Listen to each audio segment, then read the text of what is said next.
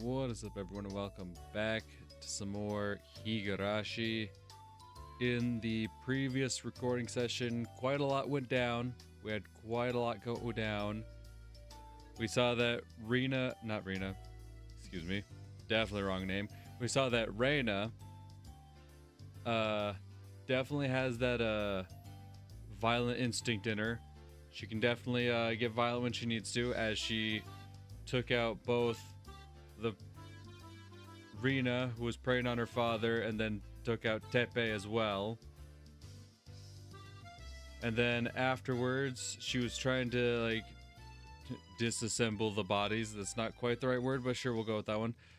She was taking apart the bodies. Eventually, the homies caught up to her, found out everything that was going on, and then all the homies was like, "Nah, we're all homies here." They had a really touching bonding moment. It was actually quite nice, and they helped her dispose of the bodies. They heard her story. They heard her out. They're like, "Yeah, no, we'll support you all the way." And then, of course, the last thing we saw was the fucking notice from the forestry service saying they were gonna begin doing, I forget exactly what, but like forestry stuff. I think they were planting trees up in the mountains, and of course it happened to be in the same area where the bodies were buried. So almost guaranteed those bodies are going to end up getting dug up at some point. And all of this taking place before the Watanagashi, which is happening now, which is where we immediately pick up. The festival where usually shit starts to go south, everything takes a turn for the crazy, and like shit's already crazy. And we're just now getting to like the turning point of it getting crazy. I can't imagine how much crazier you can get, but God, I'm sure there's something exciting in store. So without further ado, let's just jump back into it, shall we? 特製のフランクフルトはいかがですか？あよ。シロップはイチゴにメロンにブルーハワイがあるよ。おみくじたこ焼きいかがですか？あたりにはマスタードがぎっしり。 There are a great many booths at this year's Watanagashi festival. Anything can become a festival if there are vendors selling food and music for bond dances, I thought. It's still June, but it had been extremely hot the past few days, almost as if it's already summer. When you have a June festival with bond dance music under this kind of weather, the only thing that's missing to make it a perfect summer festival is fireworks.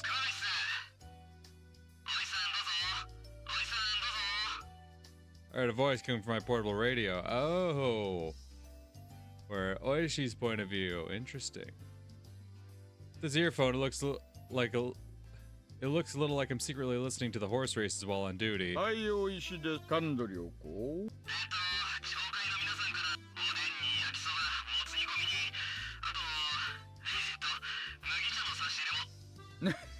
その麦茶、勤務中に飲める麦茶、飲めない麦茶。その麦茶、缶ならもらっといてください。コップなら自体でお願いします。はい、了解。それと、紹介役員が挨拶に来てます。村長と、あと、園崎家の方からも。お寮のばあさま？やだな。大石は巡回中でいつ戻ってくるかわからないとか言ってごまかせません。Okay, so the town council is like in line with the police then. At least they're not like as opposed as one might have thought. Interesting. Because like obviously the council and Oreo are gonna know that Kuma's a police officer. Even if he's here undercover, like they're gonna know, alright? And obviously they're gonna know that Oishi's here and everyone knows who Oishi is. Interesting.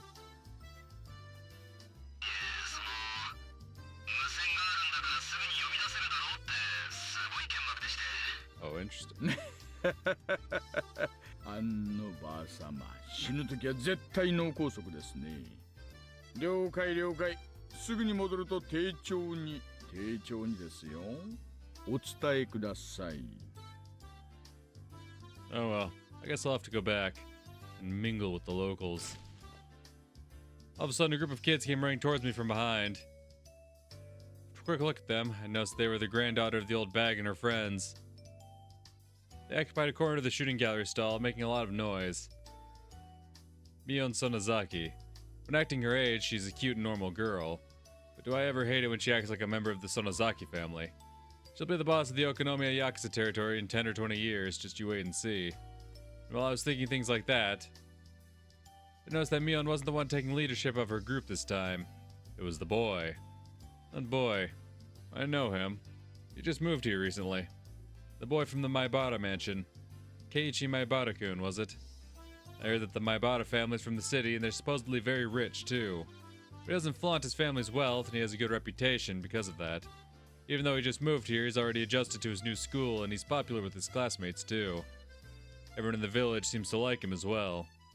He's very interesting to watch, as a person of many moods. Boys of his age sure have a lot of energy. I don't like how the music's fading out. To be young again. Oi! 次はレナだぜ。ここでレナはかなり美味しいタイミングだぜ。大丈夫レナ、具合悪いんじゃないの？ちょっと射的は横で見てたいかな。なら無理をしないで休んでいるといいのです。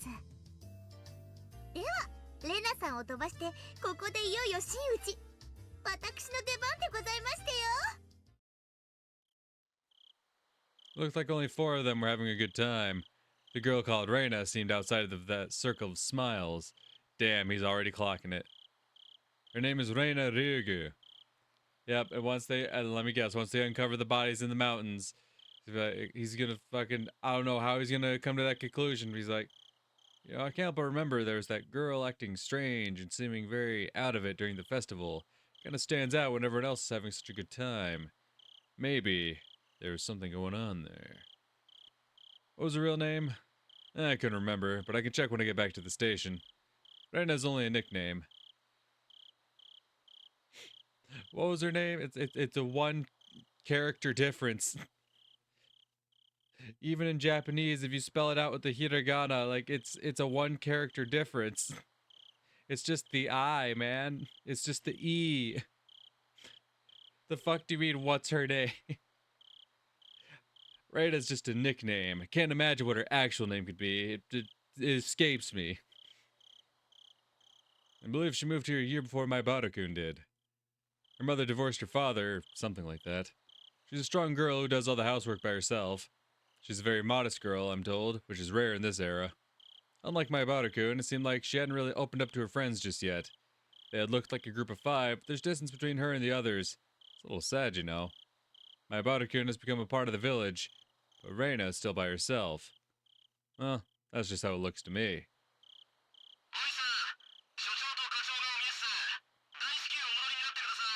おいし了解。地域のお祭りにまで挨拶に来るなんて、うちの所長は地域交流に豆だな。沖宮の祭りに来たって話は聞いたことないのに。ああ、こちら高杉です。大石さん聞こえますか？どうぞ。はいはい、大石です。ただいま全速力で帰還中ですよ。もう1分ほどお待ちを。Don't hurry up, even the chief might end up calling me. Running back to the headquarters tent.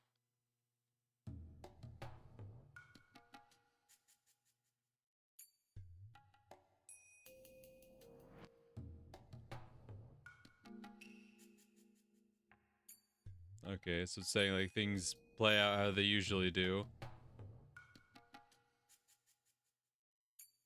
Okay.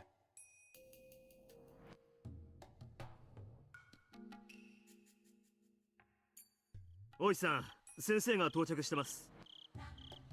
ああ、どうもどうも。どうですか、入江の先生。She entered the cordoned off area. In there, people from forensics were taking pictures of the corpse from various angles. Idiot was squatting down next to the dead body of Jiro Tomatake. When he stood up, he looked pale. 信じられません。そりゃあ私だって信じられます。初見で見た限り、仏は喉をかきむ、それも自分の手で。こいつはまっとうな死に方じゃない。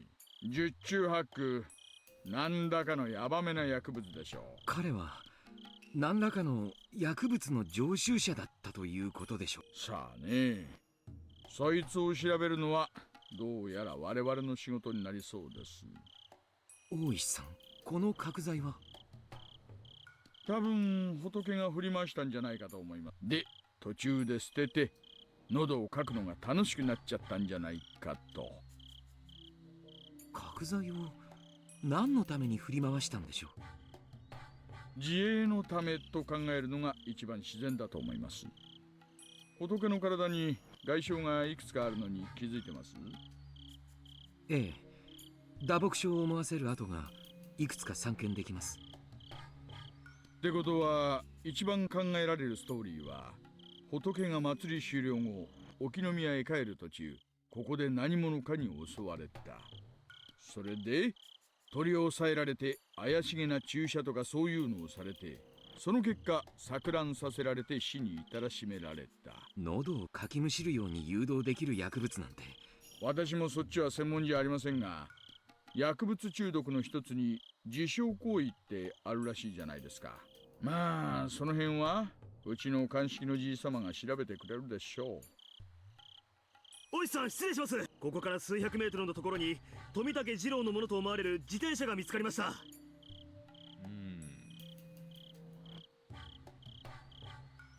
Okay. お、そうですか。ありがとうございます。 See, when his bicycle gets brought up, all I can think of is like in chapter 3, we know that Takano was like carrying around Tomitake's bike late at night. And like Takano's obviously been very suspect from the jump. 何か手がかりとかは？いえ、今鑑識が言っています。じゃあつまりその自転車があった場所が襲撃場所と考えていいんでしょうね。それで戦ったり逃げたりしてここまで来た。Unless they purposefully moved his bike. But then again, there would be fingerprints on it if that were the case, unless they were smart about it. Oishi frowned, crossing his arms in front of his chest. Hidie was looking at the miserable corpse of Tomitake. He kept saying the same thing over and over. ありえない。絶対にありえない。Why is it impossible, Hidie? Because you know exactly what did it? And it shouldn't have gotten and it fell into the wrong hands? Mr. Medicine Man? You're probably sitting there knowing exactly what done did it, right? You're like, no, there's no way it should have. There's no way anyone else should have gotten their hands on this. It just can't be possible. 先生、ありえちゃったんだから仕方がないです。発想を柔軟にしましょう。まあ先生でもこんな死体はなかなか見慣れてるものじゃないか。先生はもう結構ですよ。お帰りになられて救命活動でお呼びしたはずだったんですが、無駄足になってしまって申し訳ないです。Well, she stuck his head out of the blue tent and asked, "Can anybody give him a ride home?" Hidie gasped all of a sudden as he turned to Oishi. そうだ。高野さんはどうなったんです？ You realize who the mole was? え？ Who snuck out his meds? 多分富武さん、高野さんは無事なんですか？先生、彼女の電話番号はわかります？もちろんです。熊ちゃん、入江の先生に電話番号を聞いて署から在宅確認を取らせてください。了解っす。先生、番号。はい。よろしいですかKumagai got the phone number from Hidie, repeated it back, and then dashed away from the blue tarps. 先生、高野さんと仏は確か親しい仲でしたよね。Something like that. ええ。何かトラブルがあったとか？まさか聞いたことないです。仲のいい二人でした。何事もなけりゃいいんですがね。下手すりゃ仏か、それとも星か。なるほど。看護師なら怪しげな薬物を取り扱えてもおかしくはないですよね。そんな薬品はうちの診療所にはありませんし、あったとしても厳重に保管されています。And even if we did have something like that, we would definitely be very careful about it. And if it got out of the clinic, well, let's just say that'd be downright impossible, wouldn't it? 高野さんに持ち出せるわけがない。Yeah, there's no way. It'd be impossible. それでも一般人よりは容易でしょ。ですからそもそもそんな薬物は聞いたことがないし、当診療所にも存在しません。大石さん、留守のようです。署の待機組の方で直接訪問すると言ってます。先生、すみませんが高野さんの住所を教えてください。馬ちゃん、それプラス県警に今夜出た身元不明の女性死体がないか確認を取ってください。あるいは県外の可能性もあるんだ。課長に近県にも同様に身元不明の女性死体が出ていないか確認を取るよう伝えてください。了解っす。高野さんも殺されているということですか？さて、まだガイシャともホシとも決まったわけじゃありません。もちろん無関係って可能性だって残ってます。明日は月曜だってのも構わず、その辺の飲み屋で飲んだくれてる可能性もありますからね。信じられない。どうしてこんなことが。まあ私だってひなみ沢村連続開始事件、これで5年目ですよ。お社様のたたりが5連続ってことになっちまいます。くそ、なんとか今年で尻尾をつかんでやりたいな。定年前にこの山だけはなんとか片付けたいんです。She hates the curse of Ayashiro-sama. They've been leading him around by the nose for 5 consecutive years. The victim of the first year, the manager of the dam construction site, was his friend. Despite his desire to avenge his friend, the mystery had only been deepened, and one case followed another year after year. She would be retiring next March. As a retiree, he'd be able to ask about the progress of the investigation, but wouldn't be able to take the initiative anymore. In other words, this year was his last chance for revenge. Would he have to put his head in the lion's mouth to capture the culprit? She quietly clenched his fist. I believe that this maze has an exit. Maze is a very convenient word. A maze always has an exit. You don't call it a maze if it doesn't have one. I know I'm on the right path towards the exit of this maze. I used to miss these minor divergences, but now I don't miss anything. I don't make any mistakes. This time I could feel a response that was different than all the other times. I'm sure I can finally get to the exit of this maze. Okay.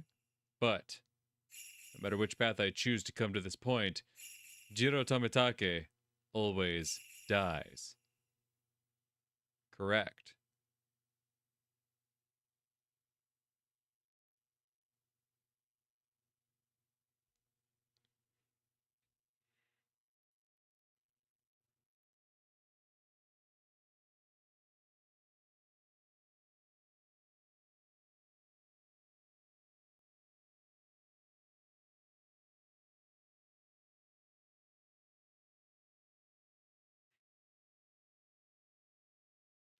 Just really quiet, huh? There we go. There's some ambient noises.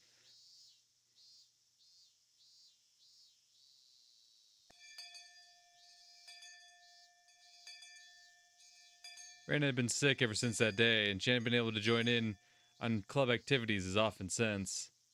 まだちょっと風邪っぽいの。そうでございますの。それは残念ですわね。なあレナ、たまにはパーッとはしゃいでみないか。多分元気に遊べば吹っ飛ばせると思うんだよ俺は。うんうん、そうだね。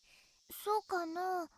この横になっている方がかえって毒になることもありますです。そうですわよね。病は気からとも言いますですわ。Everybody had suspected for a while that Rena isn't really sick, at least physically. It's just that many things happened to her at once. She caught a mental cold. That's why I thought she would get better once she played with us, just like we used to. It seemed like Rena was aware of that too.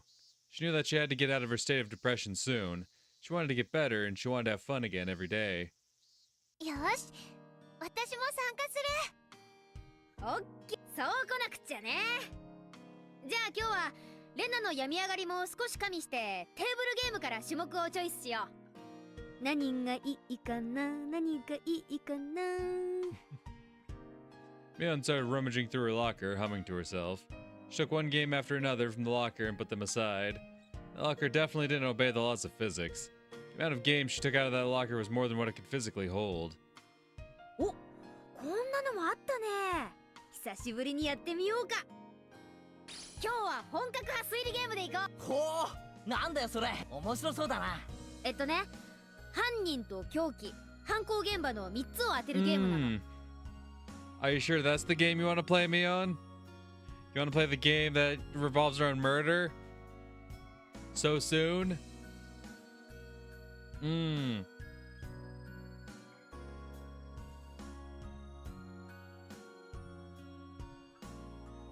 Are we sure about that? 結構頭を使うんだよ。一度やればすぐに覚えてしまいます。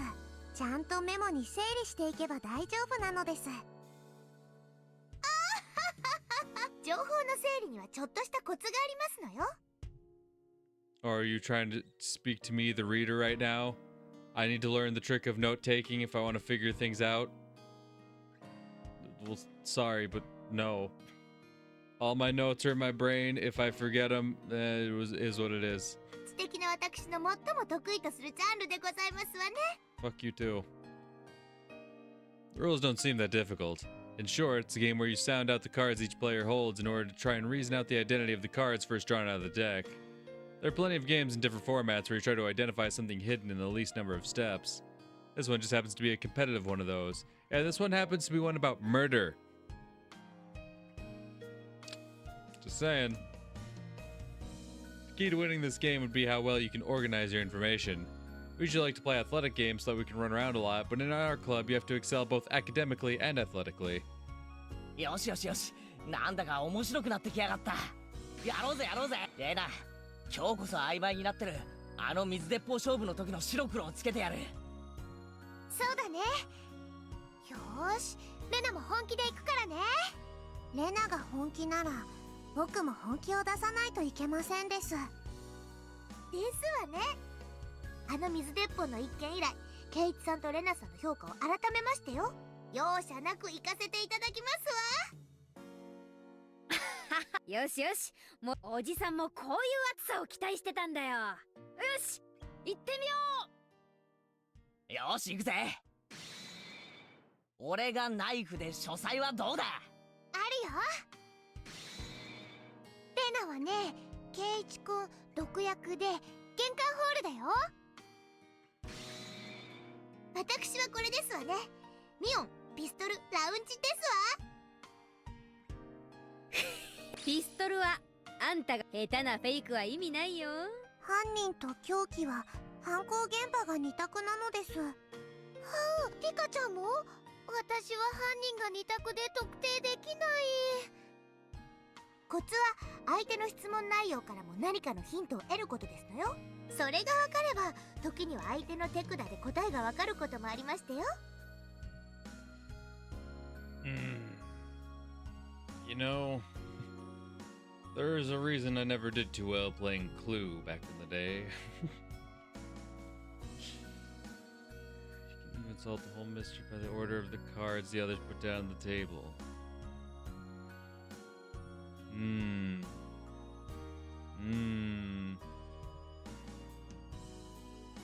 There's always a hint in the questions the others ask you. You're trying to tell me something here. You're trying to tell me something. I don't know if I can figure it out though. なるほどな。くそ、甘く見てたか。やべえ、メモがぐちゃぐちゃで意味がわからなくなった。メモに書き取るコツが分かれば、このゲームは7割方攻略したも同然だね。ま、7割程度じゃおじさんには勝てないけどさ。I kind of knew I didn't stand a chance of winning this game, but I gradually started picking it up. Rena seemed to be getting her energy back as she played along. It was the right decision to force her to play with us today. While we were in the middle of the game, Chie-sensei came into the classroom. 楽しそうですね。ところでリュウグウさんはいますか？リュウグウさんにお客様が来ています。Oh? Oh god, it's Oishi, isn't it? In the same way that, like, in Chapter 1, Oishi kind of singled out Keiichi. Yeah, he's singling out Rena now, isn't he? Parents sometimes showed up at school for some reason, but Chie-sensei never called them visitors. It's rare to have a visitor at school. なんだろう。ちょっと行ってくるね。Yeah, and the last time it happened while they were playing Clue, wasn't it? In Chapter 1. They were in the middle of playing Clue, weren't they? And she's like, Keiichi, you have a visitor. He's like, oh, okay. And then he ends up having this long ass conversation with Oishi. He comes back, he's like, I guess, I guess me and Reina will have to get our revenge one day. We had a whole plan, but I didn't get to enact it because I went to go talk to my visitor. Right? Mm-hmm. Mm-hmm. みんなは部活続けててね。 Reina left the classroom at a run. どうする？待ってるか？どれだけかかる？レナもああ言ってたこと。私たちは続け。ああ！ Meanwhile, around the entrance, the glaring sun and the cool shade made for a clear contrast. Yup. An old man who's holding his jacket on his arm was waiting for me. He looked like he was overheating, and his tie was limp. リュウグウさんです。リュウグウレイナさん。 Ever since Rena called me Reina, I've hated that name more than ever. Because of that, I didn't have a good first impression of this man. そうですよ。どちら様ですか？ 私の車はエアコンが効いてますから、そっちでお話ししましょう。 My car, is it? ここ暑くありません？ He ignored my question, started walking towards the car parked in front of the school gate.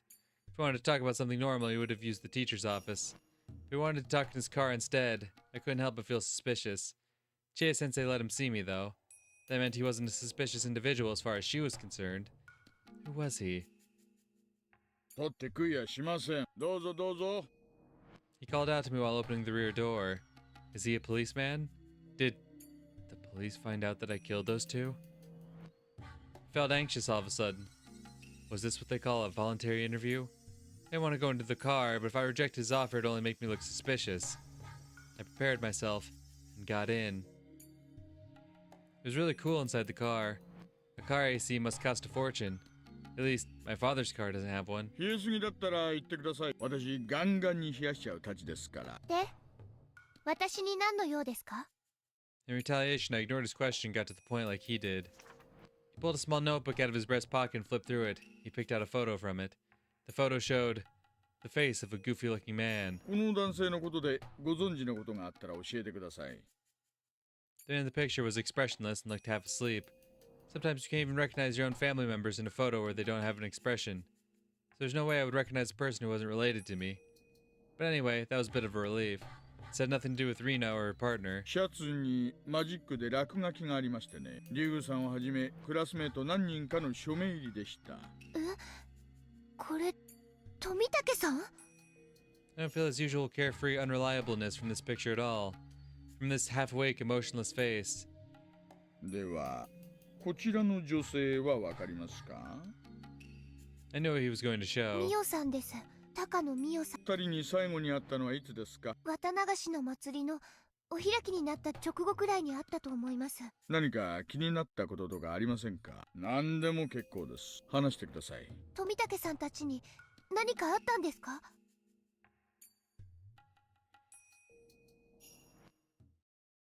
よっしゃ取った。実はよ、レナとミオンで二択だったんだよな。じゃあ、博打だったんですの？ I mean, yeah, that's a big part of Clue is taking a gamble. Because obviously you want to get the answer first. なんてリスクのあることを。それでも、勝ちは勝ちなのですよ。お、レナだ。おかえり。ずいぶん時間かかったね。Mia noticed that Reina had returned. She looked exhausted. No idea what she talked about with the visitor, but it was obvious it wasn't something fun. レナ、大丈夫？いや、顔色だよ。青いというか、本当に大丈夫？ Reina tried to convince us she was fine, but her face clouded over for a moment and she decided to leave early. I shouldn't have forced her to join the game. I don't think that was the problem, bud. I was regretting it a little. Well, I mean, it was kind of the problem, because if she had just left right away, she wouldn't have... Well, no. Oh, she probably would have gotten to her eventually. He probably would have caught her on her way home. So, honestly, Reina probably forced herself to play with us, even though she wasn't feeling well at all. Reina put her stuff in her bag, apologized to us for leaving early, and left the classroom. まあ、仕方ありま。では、せめて私たちの白黒ははっきりさせようじゃございません。そうだね。次は誰の番だっけ？よっしゃリカちゃん来やがれ。Okay. Okay. Interesting. Very interesting.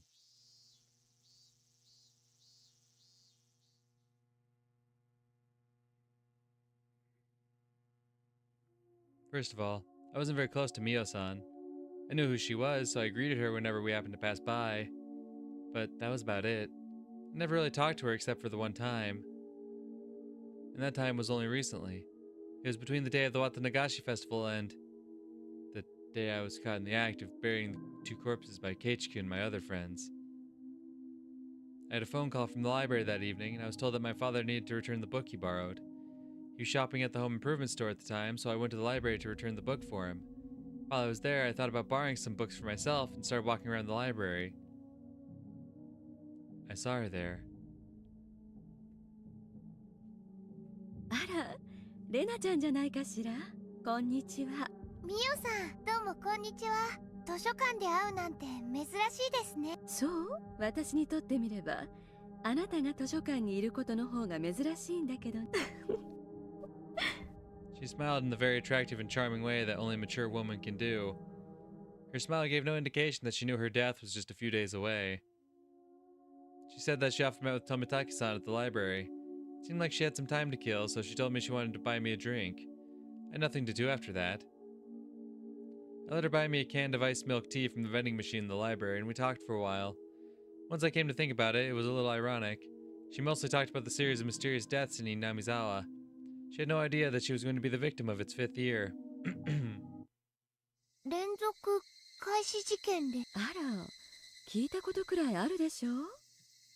4年前にはダムの現場監督、3年前には北条夫妻、2年前には古出夫妻、そして去年は聡子ちゃんのおばが犠牲になったひなみ沢村連続開始事件よ。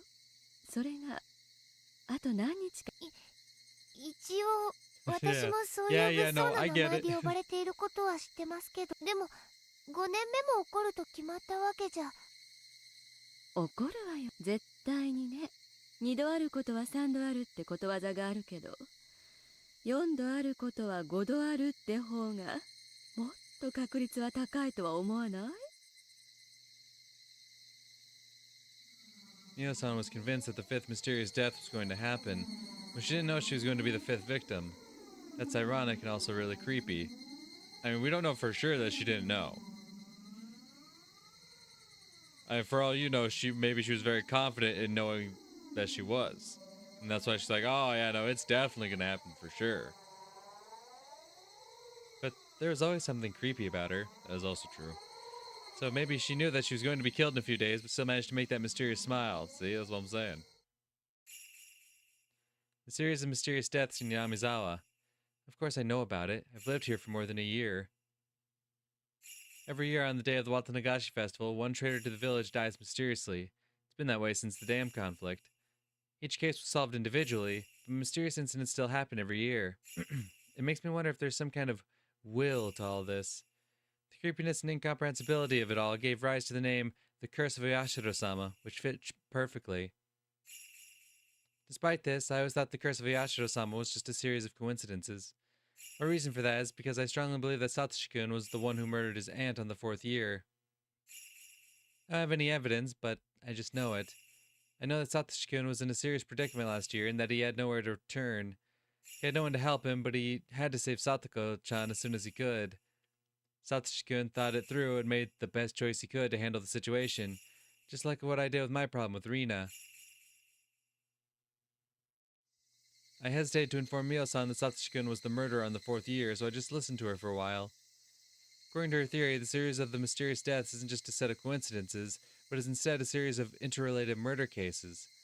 At that point, my theory was completely the opposite of hers, but I decided not to cut in. ひなみ沢のお社様信仰は知ってるわよね。Takano-san started telling me that Hinamizawa was once called Onagahuchi. She also explained the story of how the villagers were in the old days, showing me the scrapbook she was so proud of. The villagers back then were called man-eating demons, but they were also admired as transcendents, enlightened people not bound by earthly desires. つまりミオさんの説によるならば、連続開始事件はお社様を崇拝する狂信的団体がひなみ沢に潜んでいて、お社様の力を世に示そうとしている。狂信的というか原理主義的というかは紙一重だけどね。明治以降、村の名前がひなみ沢に変わって以来、鬼ヶ淵村が長く続けてきたさまざまな風習が途絶えている。それをよみがえらせ、再び鬼ヶ淵村の名と威風を取り戻そうと思っている人たちがいるんじゃないかしら。Miho-san's theory was more than a little crazy, but it was also fascinating. At first, her theory had sounded like she was just jumping to conclusions, but after she eagerly showed me the document she'd been studying, I started to think that it wasn't actually too far from the truth. If her theory was true, it would mean that the accidental deaths of the Hojo couple in the second year, the suicide and the death by disease of the Hurure couple in the third year, and the drug addict murderer in the fourth year were all cooked up. It means someone who has a lot of power and influence over the police was involved. When I pointed that out, Miho-san nodded in agreement. She started talking about how strongly they were rooted in the village, and how deeply they were involved with many public organizations. After she finished explaining all that, I finally noticed that Miho-san was suggesting that the three families, including the Sonozaki family, were the masterminds behind the murder incidents. In fact, the Sonozaki family really is very powerful. They hold influence not only over Hinamizawa and Okonomiya, but also all over the Shishibone area. Might not be wrong to say that they even hold influence over the entire prefecture. If the Sonozaki family's behind all of this, her theory would be more realistic. But that means I should be suspicious of Mii-chan. No, I shouldn't. But, in fact, Mii-chan was very cold and unkind to Satsuki-kun when he was going through a tough time. I know there was a conflict between the Sonozaki family and the Hojo family during the Dam Wars, but still, she was very cold to Satsuki-kun. But Mii-chan admitted that what she did was wrong, and I forgave her too. I didn't want to think about that again. I decided to change the subject because I knew it would make me feel uncomfortable if we kept talking about the Sonozaki family. そもそもお社様信仰って一体何なんでしょうね。鬼と人が共存というのも面白い話です。普通の昔話だったら鬼が来たら退治してやっつけるという風なのに。そうね。そのあたりがお社様信仰の面白いところね。でもそもそも神の国から神が漂着してきて崇められるというのは決して珍しいことではないのよ。漂着神崇拝って言って世界中に海の向こうからあるいは川上から神が漂着してきてそれを人々が敬ったという類の神話が残されているわ。それは偉人漂着の話でしょうか。そういう捉え方も一般的ね。古代日本は大陸に比べると様々な文化が遅れていた。だから進んだ文化を持った異国人が漂着した結果、その知識を敬い神と祀った。そういえば日本に伝わる赤鬼や青鬼もナンパして漂着した異国人のことを指すのではないかという説がありましたね。天狗のいわゆる真っ赤で鼻が異様に高い顔も欧米人を見慣れない古代の人々が作り上げたのかもしれないし。あら、レナちゃんもなかなか鋭い見方ができるわね。それには私も同感よ。大方の漂着神信仰の原点は私も偉人漂着にあると思うわ。でもそうだとすると鬼ヶ淵村の鬼が現れたとする漂着神信仰にはちょっと不思議な点がある。わかるかしら？わからないです。簡単。鬼ヶ淵村には海がない。Oh, yeah. Yeah, no, you got me there. It seems kind of obvious in hindsight. あ、確かに。偉人漂着なら外の世界とつながる接点が欠かせないはずよ。欧米なら異国に通じる川、日本なら世界に接する海だから、日本における漂着神崇拝もそのほとんどは沿岸部に集中するわね。鬼ヶ淵村以外に漂着し、そこから旅をしてここまでやってきた可能性はありませんか？ところがお社様信仰の鬼が漂着した場所を鬼ヶ淵沼とはっきり特定している点なの。鬼ヶ淵沼には何も流れ着かない。そんなところになぜどこから漂着したのか。実はこの辺にお社様信仰の謎を探る面白さがあるのよ。お社様の伝説はどの程度知ってるかしら。学校に置いてある絵本で読んだ程度です。I feel like I know a lot about it, but I actually don't. I just have an extreme fear of the rule not to leave Hinamizawa. After all, my life went wrong after I left. I felt dizzy when I tried to think about it further, so I stopped. When everything went wrong in Ibaraki, I met Oyashiro-sama and told me to go back to Hinamizawa. No. I'll get dizzy. Don't try to remember. Don't try to remember. I can't remember. I got desperate because I felt responsible for the divorce. Just used Oyashiro-sama as an excuse for my mental instability, and I told my father I wanted to go back to Hinamizawa. Right? But wait. Oyashiro-sama did come to me. Oh no. The colors are too dazzling. I can only remember the vivid color of the pills and the dizziness. それだけ知ってれば十分よ。鬼が淵より鬼が湧き出し、それを見かねたお社様が降臨して鬼たちを平服させたわ。鬼たちは地獄を追放され、行き場がないことを嘆き、それで村人たちは鬼たちを気の毒に思って村にそしてお社様は村人たちの心に感銘を受け、鬼たちに人の姿を与え、その血は次第に交わり。そうです。そういう話だったと思います。I felt dizzy, like I was going to faint because I touched the one memory I didn't want to. 神話の多くは古代の何らかの事実を原型にしていると言われることが多いんだけど、レナちゃんはこの神話から何を読み取れるかしら？ Because I was still feeling dizzy, all I could do was tilt my head quizzically. It seemed like Mio-san was expecting that response, because she smiled, looking satisfied that she successfully made me confused. She took a scrapbook out of her paper bag. これ、レナちゃんに貸してあげるわ。ありがとう。でも私。いいのよ。暇な夜長にでも思い出したら読んでくれれば結構。レナちゃんは鋭いところがあるみたいだから、それを読んだ上で今度じっくり議論を交わしたいわね。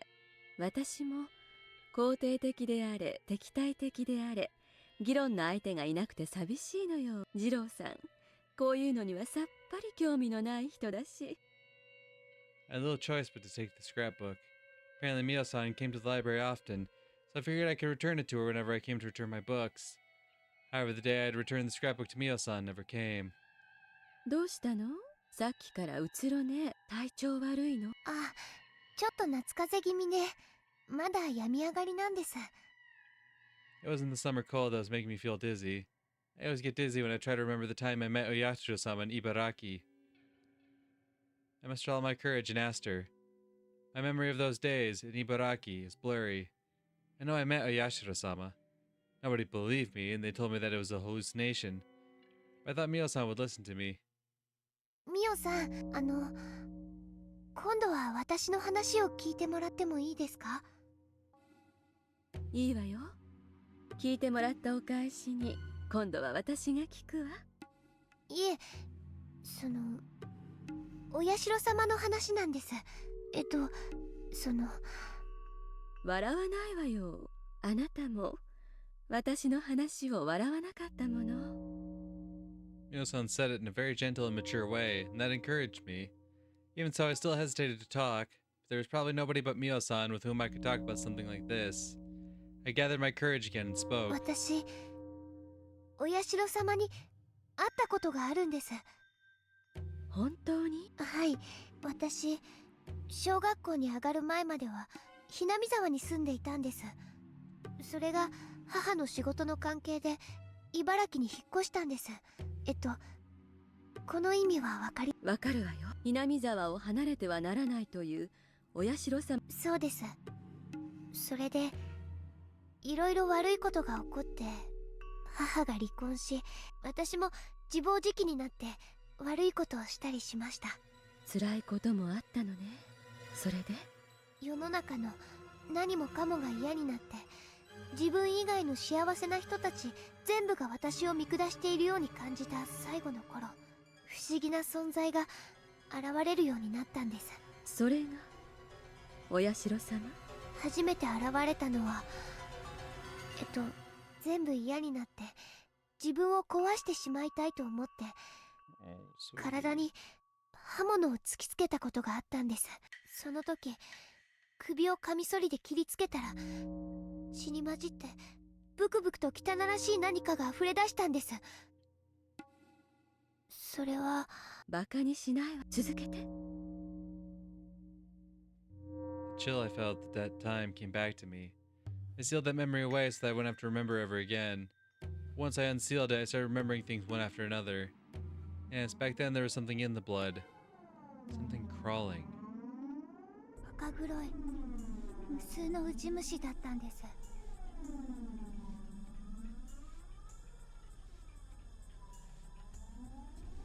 それらは首から血がこぼれ、しかもそいつらは外へ溢れまいと傷口から私そんな気持ち悪いのに体内に戻られたくなくって書きました。首の傷をひっかいてはほじくり出そうとしました。 Okay. Interesting. Interesting. So obviously there's like a similar thing that's been happening to Tomitake, right? Whatever's in that drug.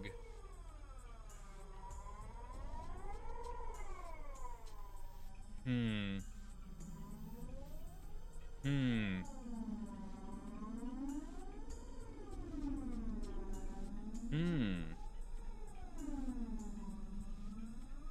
Mayhaps it's some kind of like experimental drug that hasn't been like approved, but they're trying to like sneakily test it, something like that. Because if you think about it, right, it would make sense if Rena was on some kind of antidepressant, right? A child, like, she's really struggling with the divorce, and like she says, she herself starts acting out. She's even resorted to self-harming. So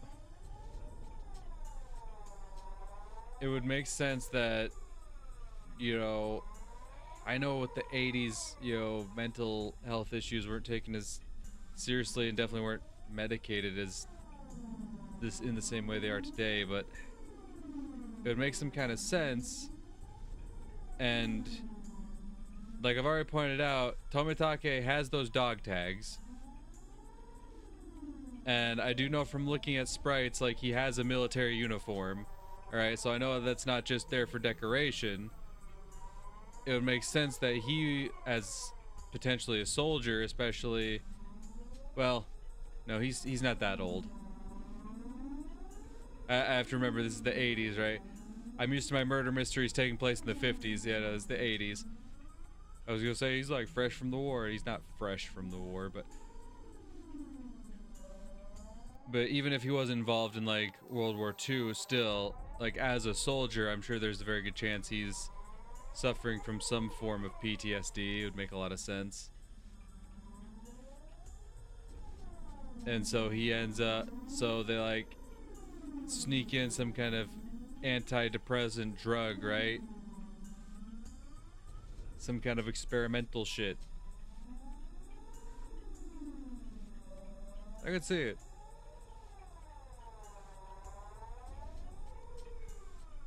See it. I mean, I can see it because I know that's kind of like, it's a similar plot line to what happens in the game Judgment. Where like, oh, the serial killer, why does he keep stabbing out the eyes of his victims? And it turns out it's like because they're testing this drug that fucking changes, the colors of the eyes to very weird hues. So they stab the eyes out to cover up the fact that, to cover up the side effects of the drug so no one knows what actually did it. Interesting. But then how would Rika get a hold of that drug? That's the big question. I could potentially see how Takano gets a hold of it, being a nurse and whatnot.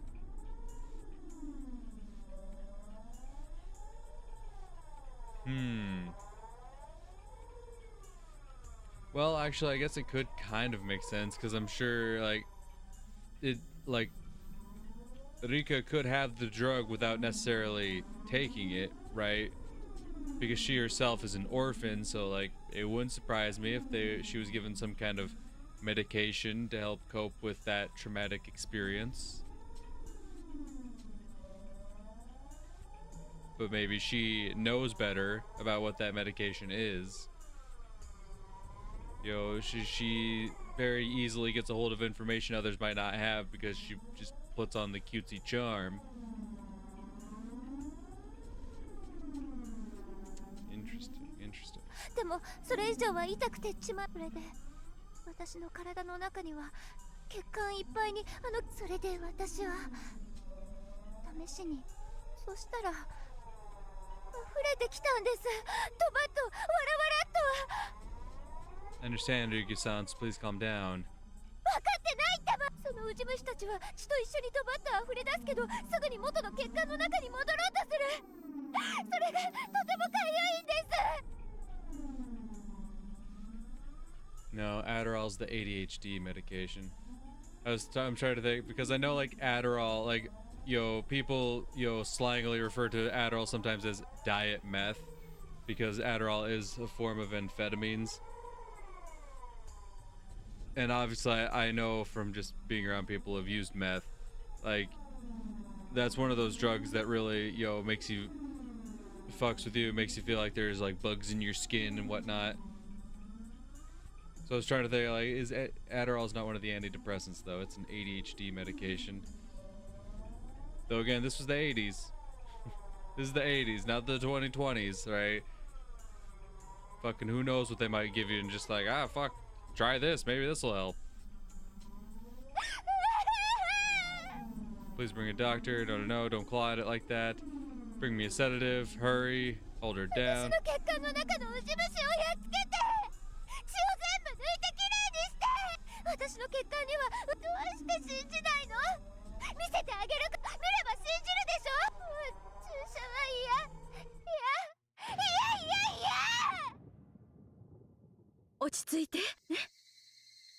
Yo-san sat next to me and held my hands tightly. Her touch brought me back to reality. それでそんな誰も私のことを信じてくれないときにお社様が The memory was very vague, and I saw flickering lights, made it difficult for me to remember. I met Oyashiro-sama. The sentence I remembered. The memory of actually meeting Oyashiro-sama was unbelievably vague. After I got out of the hospital, I continued being treated at home. Still felt something moving in my veins, so I wanted to cut my body to make the blood ooze out so that I could make sure there were no maggots in there. Usually I was sleeping like the dead because of the strong pills I was taking. But one day I forgot to take the pill. My consciousness was very clear. I felt the maggots moving in my veins, and I felt the urge to look inside. I cut a vein on my wrist. I knew it.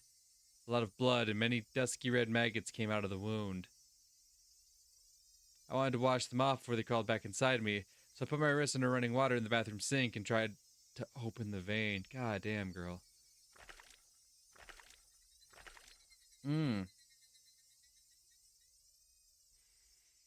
Water, blood, and maggots ran down into the drain. Just like squeezing out the pus from a pimple, I squeezed the vein to get rid of the dirty blood and the maggots.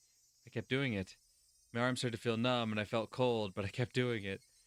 Yeah. Thought I might die from losing too much blood, but I kept doing it. My body was filled with maggots. I had to squeeze all of my blood out of me. And then, a very bright light shone upon me. It was a very bizarre sensation. I never experienced anything like it in my life. All of a sudden, the dark bathroom was filled with a bright light. It was very bright but gentle. It wasn't like the light from the merciless fluorescent bulb. It was very warm and gentle. That was Oyashiro-sama. Oyashiro-sama was looking at me with gentleness and sadness in his eyes. As he touched my wound, the maggots started melting and disappeared in front of my eyes. That wasn't all. The maggots that were moving throughout all of my veins disappeared too. Oyashiro-sama taught me. These maggots were the curse. People of the demon's blood can't live outside of Hinamizawa. It's the rule. Unfortunately, you've been cursed. It's very sad, and I feel sorry for you. There's only one way to save you. That's what he said. What should I do? The answer is very simple. All I needed to do was go back to Hinamizawa. I unconsciously knew that before I heard it from Oyashiro-sama. People who were born in Hinamizawa must never leave. But I broke Oyashiro-sama's rules and I left Hinamizawa. That's why my family was broken, and I lost my mind. If I hadn't left Hinamizawa, nothing would have gone wrong. And so I had to go back. Oyashiro-sama also told me this. You can make the maggots, the embodiment of the curse, disappear, but only temporarily, because I had lived far from Hinamizawa. After a while, the power of Oyashiro-sama would fade away, and the curse would start eating my body again. If that happened, the maggots would take over my body, and I would go insane and die. I must go back to Hinamizawa, before his power to hold down the curse faded away. That's what Oyashiro-sama told me. He did. I heard him tell me that. I should have gone back to Hinamizawa earlier. That's why Oyashiro-sama came to me to put his curse on me. But he gave me a chance. He gave me a chance to pay for my sin of leaving Hinamizawa. Dad, listen. Oyashiro-sama is going to help us. Let's go back to Hinamizawa. Hinamizawa is the place where we must live. If we don't, not only me, but you might be cursed too. Let's go back to Hinamizawa. That's the only place where we can live. We need to hurry. We need to hurry. Or Oyashiro-sama's power will fade away, and my body will be eaten by the maggots. Oh no. Oyashiro-sama is following me. He's telling me to hurry. He follows me everywhere and keeps telling me to hurry. He keeps apologizing to me for putting his curse on me. He follows me everywhere and keeps apologizing. I'm telling you the truth. I am. Why can't anybody see it? Why can't they see the maggots or Oyashiro-sama? Everybody's trying to fool me. I know they can see them too. Oh no. Please stop. I don't want to get another shot.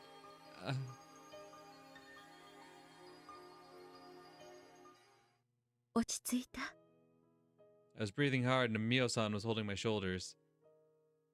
I could feel that terrible memory I'd been trying to forget was awakening. The doctors told me that memory was just my delusion.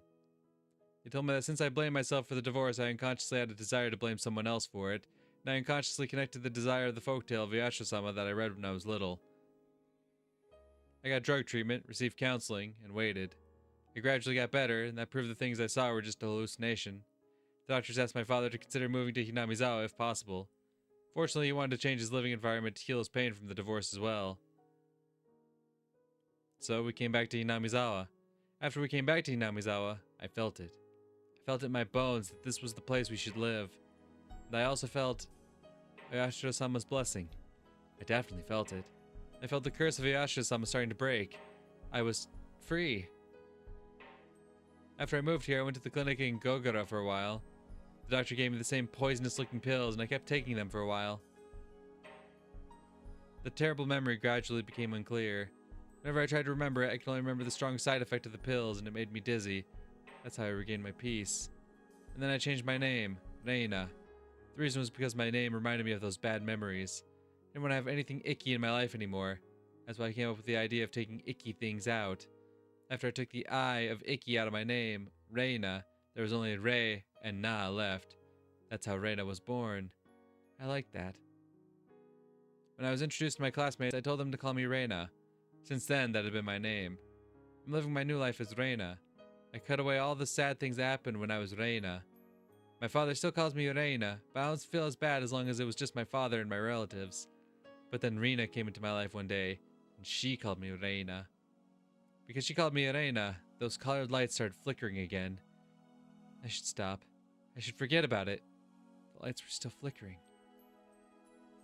すみません。私、だいぶ取り乱してました。小声で何かつぶやいてたわね。落ち着いたならよかったわ。Judging by Mio-san's reaction, I wasn't panicking as badly as I thought I was. But I've probably had those panicked hallucinations several times. If I started screaming and yelling like I once did, they'd take me away to a hospital again for sure. 私はあの異常な中でもちろん信じられませんよね。Mio-san smiled, looking a little confused. I couldn't blame her. Didn't expect her to believe it. I'm sure it was just a strange memory I created for myself in my hallucinations. Can't believe I can't trust myself. That's the worst feeling of all. レナちゃん、まず一つ安心して。はい。レナちゃんが怖がっている。つまり血のそれはお社様が言うには。ええ、そう言ってました。なら怯えることは安心して。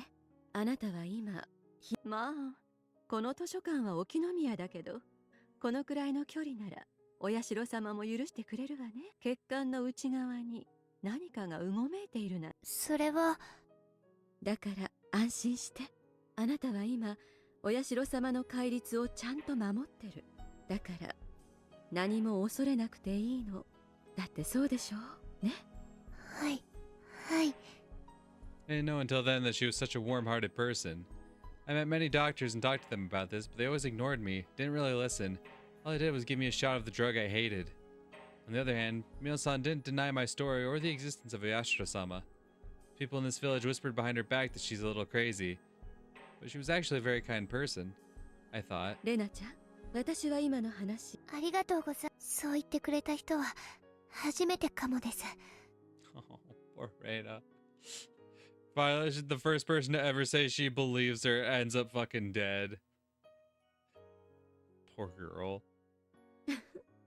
私の話をバカにしないでちゃんと聞いてくれた人はあなたが初めて。私たちいい友達になれそうね。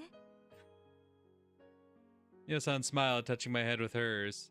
なら私の秘蔵のファイルとスクラップも貸してあげる。本当に本当の文句。私以外の誰にも見せる気がなかったんだけど、あなたならバカにしないでちゃんと読んでくれそうな気がするし。She took a few scrapbooks out of her paper bag and handed them to me. ぜひ読んで感想を聞かせてね。あるいはひょっとするとレナちゃんにしかわからないことなのかもしれない。Mio-san was acting mysteriously. She smiled mischievously and put her index finger on her lips as a sign to keep it a secret. あとこのスクラップ帳と私がそういう研究しているのは内緒よ。内緒ですか？はい、わかりました。だってこんな研究をしているのが連中に知られたら。She laughed after she said that. They might erase her. That's what she said. And she went missing. She left me her scrapbooks. That's not all there is to it. It's the way Tomitake-san died. Yeah. Yeah, now that we have, like, that insight as to, like, what happened to Reina, I'm sure, like, once Oishi told her about, like, the way Tomitake died, she's like, oh, shit. Oishi-san said he committed suicide because of a state of excitation caused by using some kind of drug. But I know what really happened. I didn't tell Oishi-san about it. I don't think he'd have believed me even if I told him. Yeah, no. It's like he was clawing his own throat out because he was under the, he was hallucinating off of some kind of drug. She's like, oh no, it's probably the maggots. The what? Oh yeah, Yashiro-sama, he puts maggots in your blood. It was probably the maggots. Huh. Without a doubt, Tomitake-san died trying to get rid of the maggots. It was nothing other than the curse of Yashiro-sama. Never leave Hinamizawa isn't the only rule of Yashiro-sama. There are more. He might have broken one of them without knowing it. Oishi-san told me. Tomitake-san was taking pictures with his camera flash on during the sacred ritual dance. Some people got mad at him for it. Did Yashiro-sama put his curse on Tomitake because he violated the sacred ritual dance? Might be for another reason. Anyway, he died from the curse of Yashiro-sama, without a doubt. Did that mean Yashiro-sama put his curse on Mio-san too? Investigating the gods is the same as getting close to the gods. It's disrespecting them. But Mio-san told me that they might get rid of her if they found out about her investigation. By they, she meant humans. Plus, according to her theory, the three families are in a conspiracy to revive the faith of Yashiro-sama. But I can tell by the way Tomitake-san died, it was the act of the curse. I'm certain about that because I experienced the curse myself. And at first glance, that seemed incompatible with those conspiracy theories about human beings. I remember that Oishi-san told me something about some kind of drug that can make a person commit suicide. So do the three families have a secret drug that can cause the curse of Yashiro-sama? That's impossible. Plus, I didn't get any shots of a suspicious drug like that you know of. That's the thing, we know the Sonozakis got their hands all across the country, alright? At least the prefecture, right? Maybe the country's going a bit far, but we know they have a wide network. A very wide network.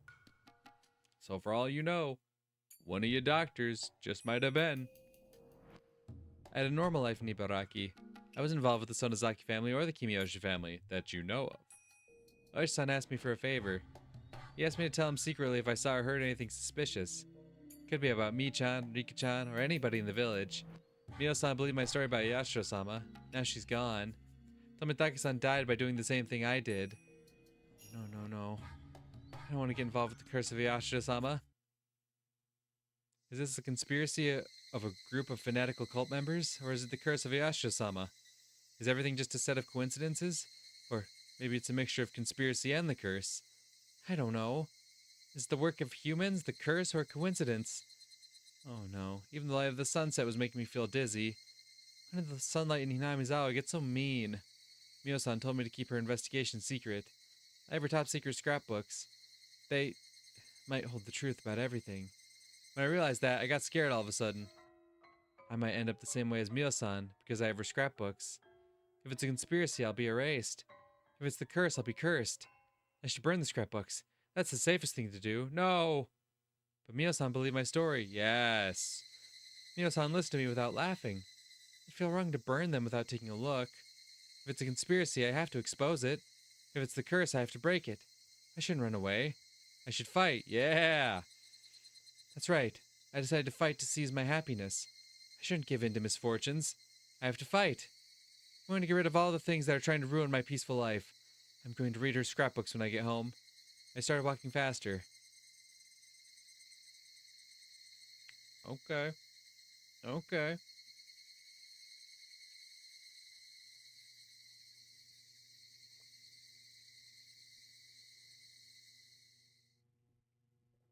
Lunch takeout list. Oh? And what's that going to inform me of?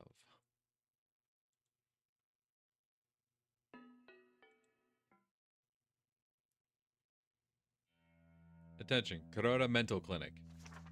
Hello.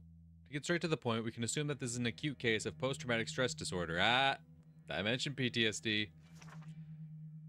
The patient is subject to tremendous stress because of her parents' sudden divorce and being forced to choose to live with either her mother or father.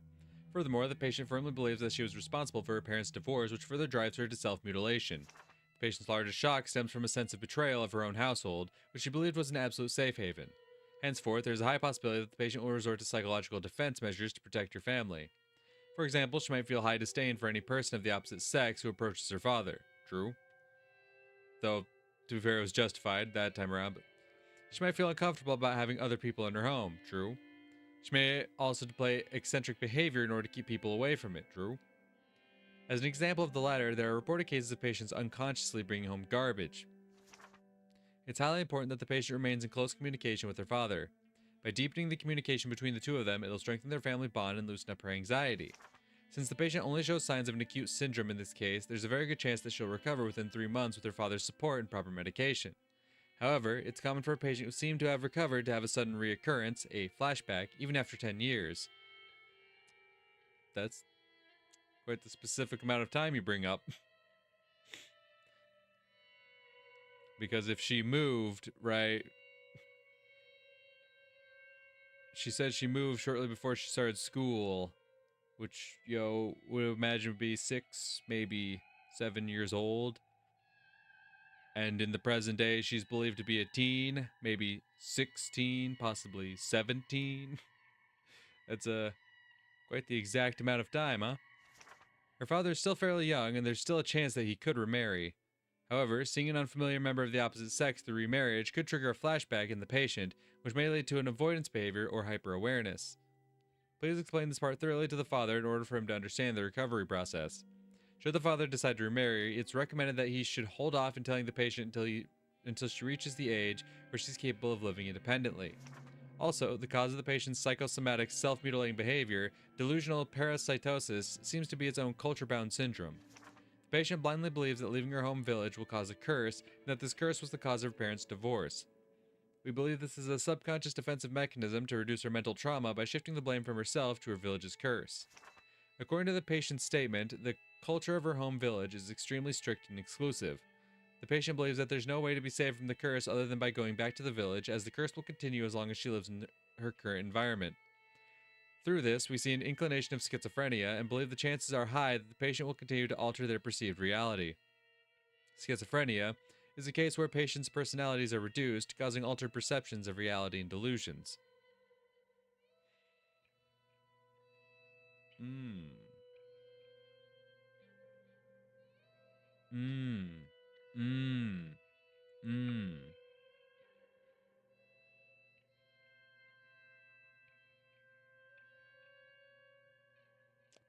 Will continue to alter their perceived reality. Because that's the thing. We saw the events of what happened with Rina and Tepe all play out through Reina's perspective, right?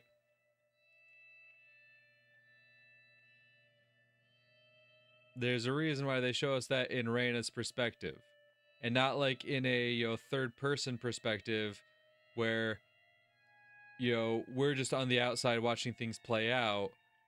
Reina is the narrator in those moments, right? That's like the key point as to why the text gets colored when we're seeing things from her perspective. It's not like we're just on the outside watching these things play out. We're seeing things how she believes she's seeing them. So I think clearly Rina and Tepe do have some kind of connection, but how everything actually played out, we don't quite know for sure. And that's the thing. She tells her friends how she believes everything played out, and her friends have no reason not to believe her that that's how things played out. They really don't know anything about Reina's past other than, like, I know Mio knows about the divorce, and like I think the younger ones do too, and they kind of filled Keiichi in on it, but I don't think they quite know the extent of what that divorce did to her. Right? Because I doubt because like she said, this is the thing about like the maggots and whatnot is like a memory she had repressed until like talking to Takano. So I doubt like her friends would know anything about that. So her friends wouldn't have really any reason to question Reina's retelling of events. But if she is suffering from schizophrenia and it is altering how she's perceiving the world around her, like, I feel like there's a strong chance that things didn't play out in the same way that Reina, told us they did. Which would be a very interesting twist to make. Her delusion about the maggots dwelling in her blood is a perfect example, and it's also the cause of her psychosomatic self-mutilating behavior. When a delusion involves psychosomatic self-mutilating behavior, it's extremely dangerous. I highly recommend for the father to move back to the village if he's financially capable. Allowing her to live with relatives in the village might also work. If such a strong belief can induce symptoms such as self-mutilation, then there might be other cases similar to this one. Perhaps prior medical files that document similar cultural-bound syndromes may be available at a large medical institution in her local area. It'll then be possible to provide better and more accurate mental care for the patient by obtaining these case files. This B5 size letter was with a bunch of memos. The following was on the back side of the letter. 1 chukadon, 3 Shanghai-style gomoko yakisoba, 1 large fried rice. I see. That's why it was called the lunch takeout order. Okay. Takeout list. Yeah. Makes sense. I was like, what the hell does a takeout list have to do with any of this? Just like, oh yeah, and by the way, this is written on the back of all that. Interesting. Interesting. Very, very interesting. There's no way they tell us that without like having that play into the story. There's no way they just say like, yeah, like we're inclined to believe she might have, some form of schizophrenia. And then just like not have that play in at all. Like, I'm starting to think that's probably where we're heading. We don't know the truth of what happened during Reina's perspective. And we still might not. Hell, for all we know, maybe Takano didn't react that way, but she wants herself to believe that she did. That's kind of the thing that this kind of introduces. Like now it's like we really don't know what's real and what isn't from anything told in Reina's perspective. It doesn't necessarily mean that everything is false, but also it introduces a lot of doubt into what we're seeing.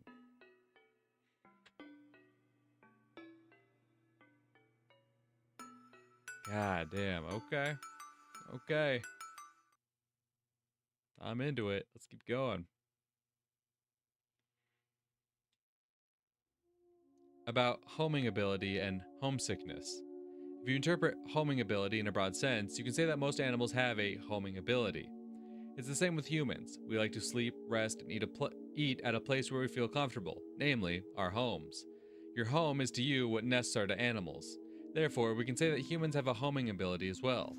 First of all, why do animals need nests? The answer is the same as for humans. Sleeping, resting, and eating are the essential actions for survival. At the same time, those actions leave one defenseless as well. That's why you need a safe area where you can be defenseless. Everybody knows that not having this safe area results in a high level of stress. When you move an animal to a new environment, it naturally becomes stressed.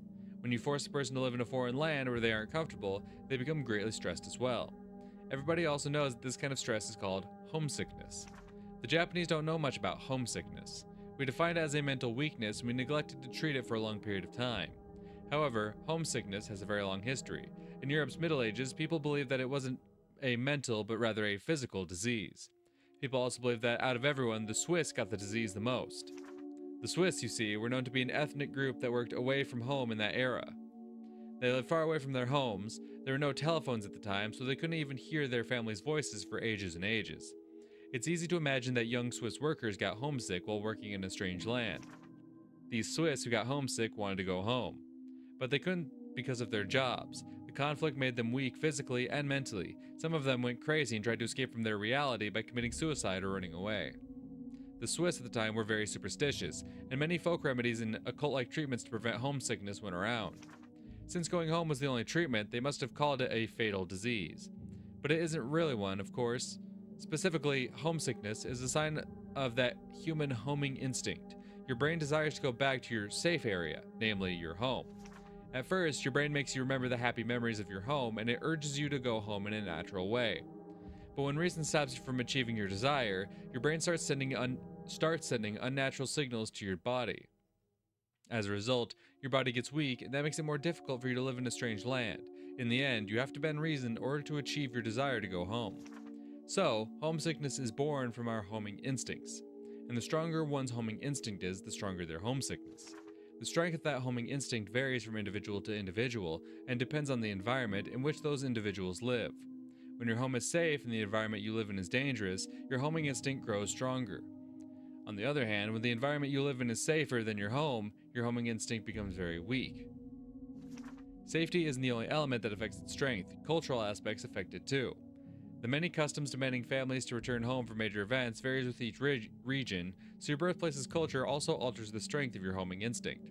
Amongst those regions, the transcendents of Onagabuchi village were believed to have an excessively strong homing instinct. The people of Onagabuchi forbade their fellows from ever leaving.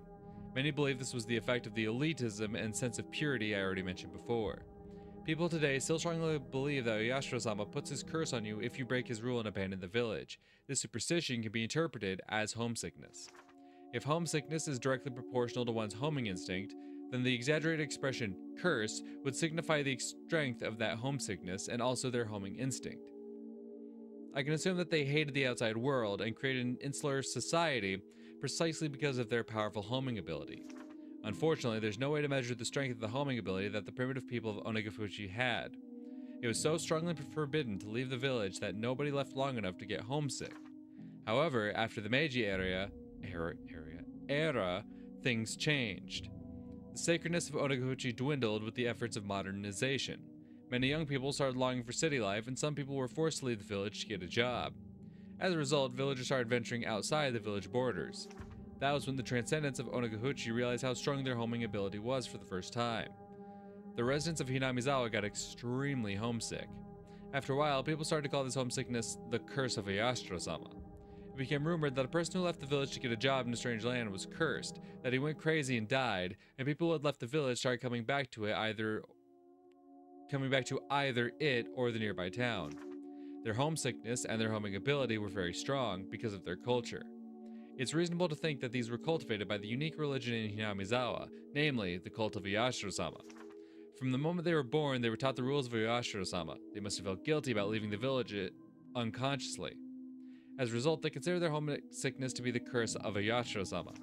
I'm not sure if their homesickness got stronger because of the rules of Yashiro-sama, or if they made the rules of Yashiro-sama because their homesickness got stronger.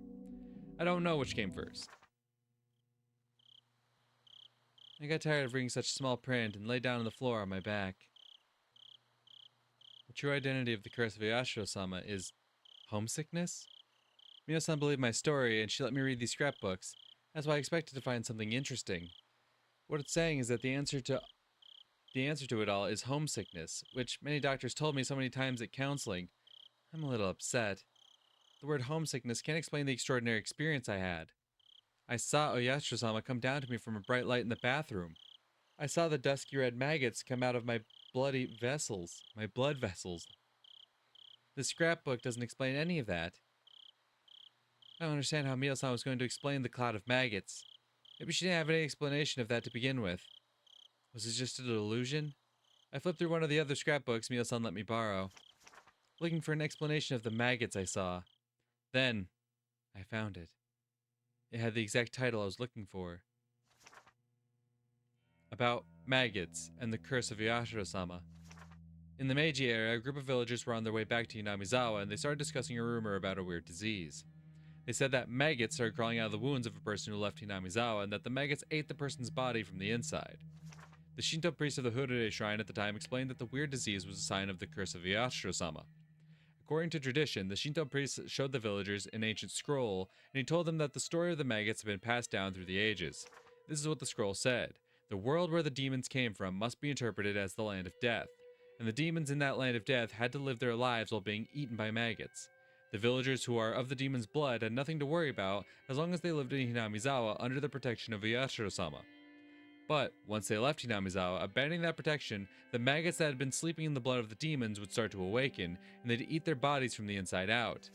This maggot disease scared the villagers for a while, and they asked the shrine to provide them with protective talismans whenever they had to leave the village on business. This is interesting, as it's similar to the way homesickness was dealt with by the Swiss in the Middle Ages. After the war started, the delusion of the maggot disease faded away, but they remained accustomed to send talismans to families that lived away from Hinamizawa. The talismans had the word maggot on them. But the most interesting part about all of this is that the residents of Hinamizawa didn't know about the maggot disease until the rumors began. I thought that their unconscious worship made those people think of homesickness as a curse. So this case of the previously unknown maggot disease directly contradicted the research I had done so far. It's natural to think that the group of people who were on their way back to the village were lost in a mass delusion because they strongly believed in the curse, and that the Shinto priest took advantage of their state of panic to instill a deeper faith in them.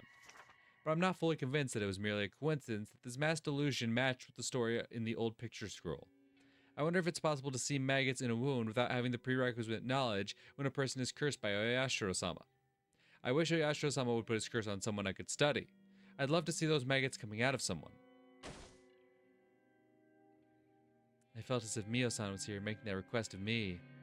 I remember. When she gave me the scrapbooks, she said that I might be the only one who could understand them. I felt good just for a moment, because I found that the maggots weren't a delusion. But at the same time, it destroyed my excuse that it was a delusion. The maggots weren't a delusion. They were there. All of a sudden, my wrists, elbows, inner thighs, and neck started itching. I felt the urge to cut open a blood vessel, but I quietly held it down. I remember that Mio-san looked very serious when I talked about the maggots. She must have thought it was creepy, but so did I. While I was crying because nobody believed me, a part of me didn't want to believe that my body was filled with those creepy things. I think part of me wanted to believe that it was a delusion. But now I know it wasn't. It wasn't a delusion. There are some people who had the same experience. Maggots in the demon's blood will awaken when you lose the protection of Oyashiro-sama. In other words, they may not awaken under the protection of Oyashiro-sama. All the villagers still have the maggots in them without knowing it.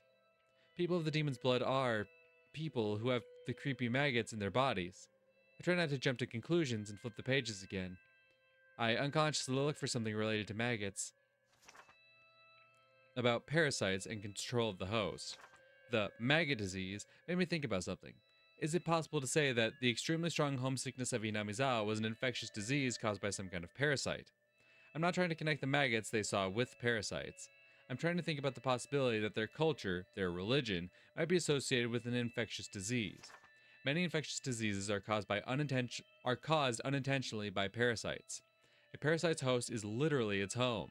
It wants to live within the host's body for as long as it can. The best way to do that is to coexist with the host without the host knowing it. Okay, so something about like, so the homesickness is more so brought about by like them leaving the area, and now the parasite is forced to adapt to a new environment. Like, oh, this isn't the same area that, like, this isn't my ideal area. So it causes like negative effects on the body. But some parasites try to control their host and use them for prosperity. For example, some parasites have an ability to control their host in order to force them to be eaten by a superior host. A typical example of this is Dicrocolium dendriticum. It uses snails or ants as intermediate hosts and forces them to move to the upper side of vegetation so it's easier for superior hosts to consume it. One parasite that controls more complicated animals is Toxoplasma gondii. Gondii? It uses mice as intermediate hosts, with the superior hosts being cats. This parasite makes the mouse lose its fear of cats in order to increase its chance of getting eaten, so that the parasite can live within a cat instead. There are parasites that choose hosts at random. The rabies virus is commonly known for that. It lives and breathes in the brain of a host, and it moves to the host's saliva through salivary glands. It makes the host extremely aggressive in order to make it bite things randomly, so that it in turn can move into other hosts through saliva. That's what rabies does. Many parasites have a similar ability to control hosts to their benefit. The examples I used above are about parasites that move into other hosts to prosper. But I think there must be some kind of parasite that controls its host in order to have a comfortable environment in which to live. I want to try to connect this theory to the abnormal homing ability and homesickness of the Onoguchi residents. Let's say there's some kind of parasite that exists in Hinamizawa and it lives within all of the villagers' bodies. For the parasite, Hinamizawa is the most comfortable environment to live in. So it gives the host a strong homing ability in order to make them stay in Hinamizawa. Furthermore, it causes the host to get homesick whenever they ignore this homing ability and try to leave. Parasites need hosts in which to live. It's convenient for them if their hosts build a community in the environment where it feels comfortable. This theory makes it easier for me to explain the mysteries I described earlier. The Transcendents of Onoguchi knew about the existence of this parasite. They knew that as hosts to the parasite, they couldn't live outside of the village. That's why they created a culture and rules that prohibited contact with the outside world. It also explains why people acted so abnormal during the dam conflict. So, the demons that came out of the swamp in the legend of Yashiro-sama can be interpreted as the mass spread of the parasite. The story about the demons attacking the villagers must be a metaphor for the behavior of the infected villagers who were controlled by the parasite. This theory's too crazy. I should have just laughed about it. But I felt bad for Mio-san, so I decided not to. Hinamizawa was controlled by a parasite? You could use that theory to explain how the maggots came out of me. I felt a little bit dizzy. I was so confused, and a part of me thought it was ridiculous, and another part of me thought it was more convincing than any curse. But Mio-san was probably erased because she wrote these scrapbooks. Well, and that's the thing, right? Because Mio pointed out, like, they say that the demons came out of the swamp, right? There was no connection to the sea, so it wouldn't have been foreigners that are described as demons, right? But the demons came out of the swamp. So I'm starting to think mayhaps there is something within the swamp, within the Onoguchi swamp. Like, mayhaps someone did contract something there. The question is, how would it be spreading, though? Because obviously it's not something as, obvious as something like, to use their example, like rabies, to where it's like, okay, clearly it causes unusual, like an increased aggressive state, so that it leads to more biting, because that's how it spreads, right? And I feel like that's something something like that people would pick up on. Like, oh, why do they keep biting people? What the hell? Ooh. No? Maybe that's what the festival is all about then. Right?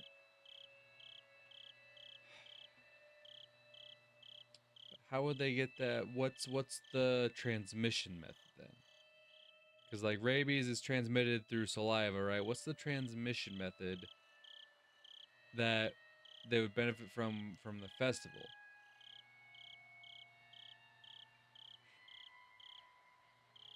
To ensure that it's covering a wide swath of people. Well, that is the thing we do know, is that like the festival was kind of dying out, right? And it was these string of mysterious deaths that brought the festival back. So maybe it is something to do with the festival. Maybe it's something to do, like, because I know they throw like the cotton in the river, right? Ooh, they do tear into futons, right? So what if it's something that's spread through like sweat glands and whatnot? Was that the endocrine system, I believe?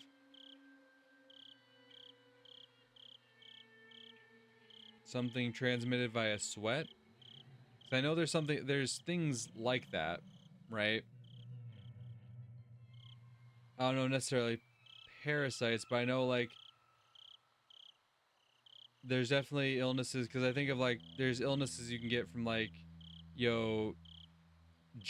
from public gyms and whatnot. That's why they like encourage you to clean off your equipment and whatnot, because there's shit that can come out through your sweat, and then someone else either sits on the same bench or like picks up the same weights as someone who has like sweated heavily on them, and like obviously is not only just gross, but like also it can cause you to contract some illnesses. I know that one for sure.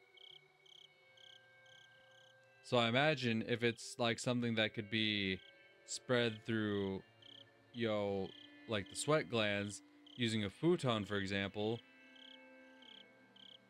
these futons get cut open, and like you're encouraged to like take a handful of it and like touch it, interact with it, right?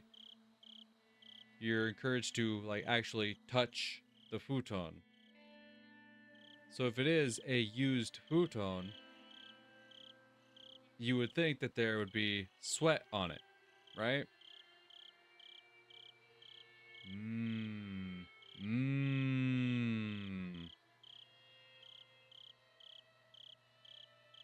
And maybe there are people, which I can imagine there are, like maybe there's a Sonozaki or two that's in the know about this kind of thing, that would have some idea of it. And that's why the festival has become what it is. And they just market it as like this, celebration of the village and whatnot, tying it back to the lore of the village. Mayhaps. I can see that. And that's why, and I assume that's why they kind of started doing the curses, right?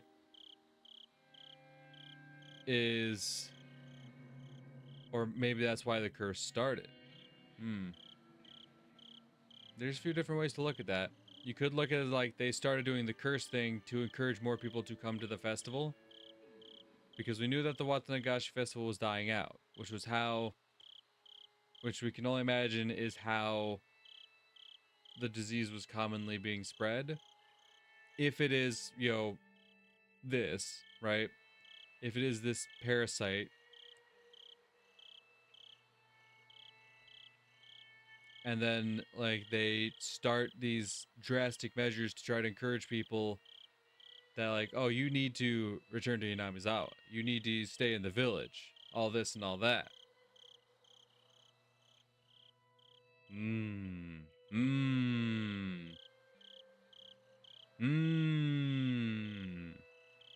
Interesting, interesting. But then, like, I could also see the opposite, like I mentioned before, that it's this that causes them, that causes the curse to happen, right? That's why they feel the need to target these outsiders, these outside forces, right? It makes the brain irrationally aggressive towards anything that, upsets the balance in the village, because that makes the parasite unhappy.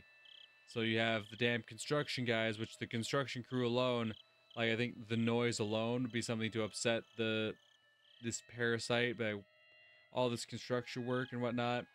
But also once the brain figures out like, oh, they're trying to get rid of this village, then once the parasite processes that, it's like, oh, we gotta stop that. And that's the thing, that everyone else has kind of been perceived as a threat to their continued survival. So I think about the Hojo family, and you could see how, like, the parasite makes them, act aggressive towards the damn construction crew. Well, then here's someone in Hinamizawa supporting the damn construction crew. So then, I don't know how intelligent a parasite can be, honestly, but, like, if it's able, like, they see that as, like, oh, that these people were supporting it before, so clearly they don't support our stable environment. They don't support our home, because that's kind of what it centers around, right? The body wants to feel safe at home. And so that's what happens to the Hojos. So it also makes me wonder what could be going on with Rika then, because clearly something happened to both of Rika's parents. And, like, we do know at some point Rika's mother hit her at some point, which could lead Rika to believe she no longer feels safe in her home. Which, if this, potential parasite also picks up on that feeling, could lead to some interesting outcomes. And then, honestly, Satoshi's makes sense as well, because, like, ultimately, it's all about feeling safe at home, and he doesn't. He no longer feels safe at home. So he potentially does what he does. I say potentially because I'm still not, like, 100%, like, it seems like everything points to Satoshi did it, but I'm like, there's still, like, something in the back of my mind that, like, doubts it just a little bit.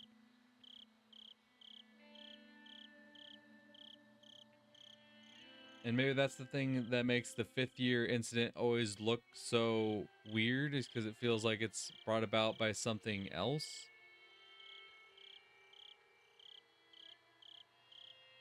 So if I try to think about the previous chapters, right? Chapter 1 kind of falls in line with everything, where it's like they perceived him as a threat.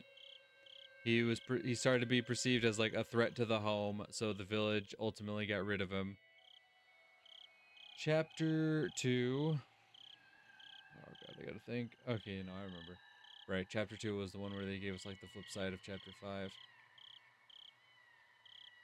Chapter 2. We do know that Keiichi started suffering from delusions, because he sees, like, the ghost of Mion.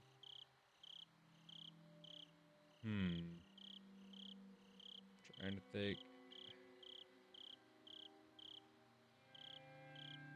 How do they say? Because they say he dies, like, several months later, right after the events. Not entirely sure on that one. Chapter 3.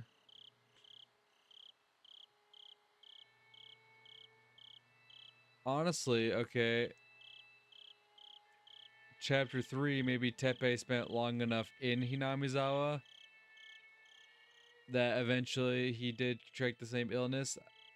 Because from what I understand, he and the aunt were in Hinamizawa for a good amount of time before Teppei himself up and left. But maybe that leaving triggers him to want to return. So I can kind of see that.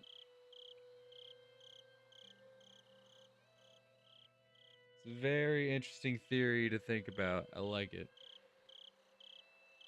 If so, the contents of these scrapbooks must be something that they can't ignore.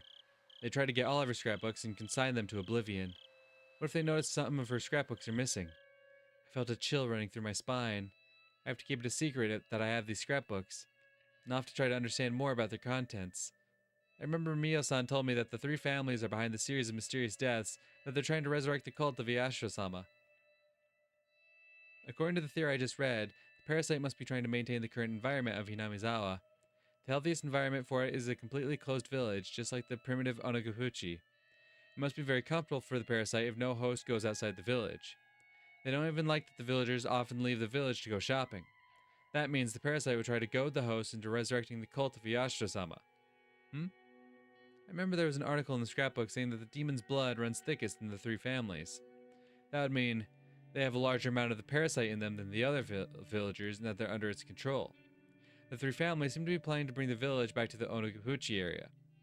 Reviving the Watanagashi festival after the dam conflict can be interpreted as their desire to revive the faith that had started to fade away in the Meiji area. The three families, especially the Sonozaki family, have a great influence over the region and the public organizations. What's going on here? I thought this to be poorly written theory, but the pieces fit together one after another. I've never played a jigsaw puzzle as crazy as this. I felt my brain swirling due to this absurd theory. Part of me thought this was ridiculous, and another part of me thought that I might be about to expose an unbelievable truth. When I tried to look into the center of it, I felt as if I was going to fall into a whirlpool and drown. I'll have to devote myself to reading more seriously. There must be some truth to this. It caused misfortune and made my life miserable after I moved to Ibaraki. I might be able to find the truth, including the cause of my parents' divorce and my desperate behavior.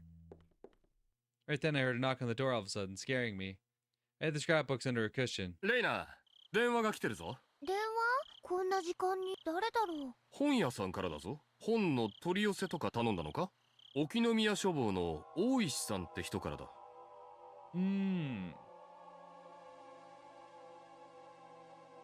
Interesting.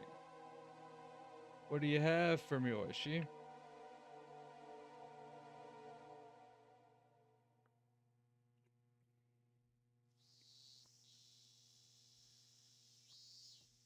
I opened the windows, but all they let in was heat and the cries of the cicadas. 味いな。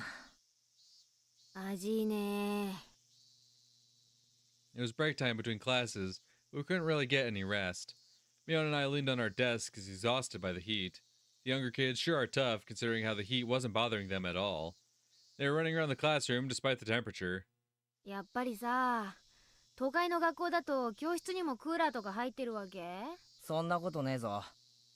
あるのはせいぜい職員室ぐらいだな。うわぁ、それは羨ましいね。生徒みんなで職員室を襲って占拠とかしないの？その辺の発想が実にミオン臭い。I didn't even have the energy to laugh. Mion and I stopped talking and used our notebooks to fan ourselves. I looked at the empty seat nearby. It was Rena's. Rena didn't come to school today. She called and told Chie-sensei she couldn't come because she's sick. レナのやつ、最近元気ないよな。だね、暑さにやられたのかもね。なあ、本気で暑さでやられたと思う。そう思ってるけど。例の一件がさ。かもね。それに暑さも加わって、夏バテでも起こしたんじゃないかな。Can't imagine how distressing it was for her to commit a murder, dismember the bodies, and get caught by her friends. We took each other's hands at that place and we united. All of us believed that we had closed the place there and regained our peace. But was that as easy for Rena as it was for us? She must have not quite recovered yet. おじさんはみんなで楽しく遊んでれば、そのうちそこまで心の傷が浅くなかったってことかな。こういう時さ、どうしたらレナを元気づけられるかな。多分ほっとくのが一番じゃないかな。おいおい、そんなのでいいのかよ。俺たち仲間だろ。ほら、ホームシックってあるじゃない？あれもね、ちょっと寂しいからって言って実家に電話なんかかけちゃうと一気に発症しちゃうらしいよ。寂しい時はぐっと耐えて、例えばスポーツにでも打ち込んで気分転換を図るのが一番なんだってさ。気分転換させてやりたくても、あいつ最近部活に加わらないし。レナはどうか知らない。人には甘えたい欲ってのがあるんだよ。そばに支えてくれる人や同情してくれる人がいると、慰めてくれる人が現れるとさ、際限なく甘えちゃうことってない？どうだろうな。際限なく甘えるってことは、相手の同情をより深く得ようとするってこと。そうすると、ケイちゃんは慰めてるつもりなのに、相手はどんどん落ち込んでいっちゃうことがあるんだよね。慰められて甘えられる。これに味を占めると、不幸に酔うのが癖になる。レナもその辺分かってるから、わざと一人になろうとしてるんじゃない？慰めや甘えが目的だったら、私たちのそばにいて涙を流せば済むわけだし。じゃあ落ち込んでるレナをどう励ませばいいんだよ。女の心情としては、辛さを励ましてくれるより、慰めるな、励ますな。なんだよ、お手上げじゃないかよ。Yeah, you hate being told that, don't you, Keiichi? Wait, so I can't do this, but I can't do that? I can't do anything? 慰めるな励ますなは心理感。結局心の傷ってのは自分で治すようにできてる。 Be true. 周りの人が治したとしてもそれは本当の完治じゃない。だからレナが自分で元気になるのを私たちは見守るしかないんだよ、きっと。 It's one of those things where you can't save someone who doesn't want to be saved type shit. 理屈じゃ理解できるが、なんだか薄情な気がして好きになれねえな。I clasped my hands behind the back of my head, looking at the ceiling. Mion laughed. それだけレナのことを心配してくれるケイちゃんが身近にいるなら立ち直れるよ。近くにいるだけでか？うさんくさいな。ケイチにだってできることがありますですよ。 Riki-chan spoke up. Wonder how long she'd been listening to our conversation. 俺にもできることがあるのか？レナが話したいと思った時や Big 打ち明け true. たいと思った時に静かに聞いてあげることなのです。聞くだけでいいのか？励まさなくていいのかよ。ケイちゃん、打ち明けるだけで心が軽くなるもんだよ。 Yeah. In fact, you'd probably piss them off a lot more if you get, like, every time they say something, you try to, like, kind of like, oh, no, oh, sweetie, it's okay. It's like, shut the fuck up and let me speak. That's definitely a big problem with Keiichi. We already know this. He don't like to shut the fuck up, even when he needs to. 静かに耳を傾けるのが何よりも嬉しい時ってある。 Emphasis on quietly. ミーの言う通りなのですよ。レナが話したいと思った時、いつでも話しかけられる場所にいてあげるのもきっと仲間として大切なことなのだと思いますです。 Miona and Riki-chan were absolutely right. I was going to pat Rena on the shoulder and tell her to cheer up when I saw her next, but I know that would have been one-sided on my part. Yup. Rena doesn't want to feel down on herself. She wants to cheer up if at all possible. If I cheered her up irresponsibly, she'd be very disappointed because she'd think that I didn't understand her pain. そうだな。俺ちょっと人の心ってやつを理解しようとしてなかっ Don't た worry, な。 Keiichi. I'm used to it by now. レナを励ましたいのは俺の欲求であってレナの求めることじゃない。ありがとな。俺ひょっとすると No, you 今日ま don't. で何か勘違いをしてたかもしれないぜ。 If there's another thing I've learned, it's that when you say, no, I get it, you absolutely do not get it. You like to think you get it, but then when push comes to shove and you're in the heat of the moment, you're not going to fucking act right. On that day, I thought I cheered her up. But I started to doubt if I had reached her heart. I might have just been dragging her someplace where I wanted her to go. I was on her side in the real sense of the term. All of a sudden, Riki-chan patted my head. ケイチはそれは疑わなくて大丈夫なのです。俺また考え事を口に出しちまってたのか？レナの心には届いて、ケイちゃんはあの日とても強い力をレナに与えたんだからさ。いやー、でもさ、よくよく思い出すとすっごい恥ずかしいこと言ってたよね。 We heard footsteps from the hallway and everybody started to head back to their desks. お待たせしました。それでは委員長、起立。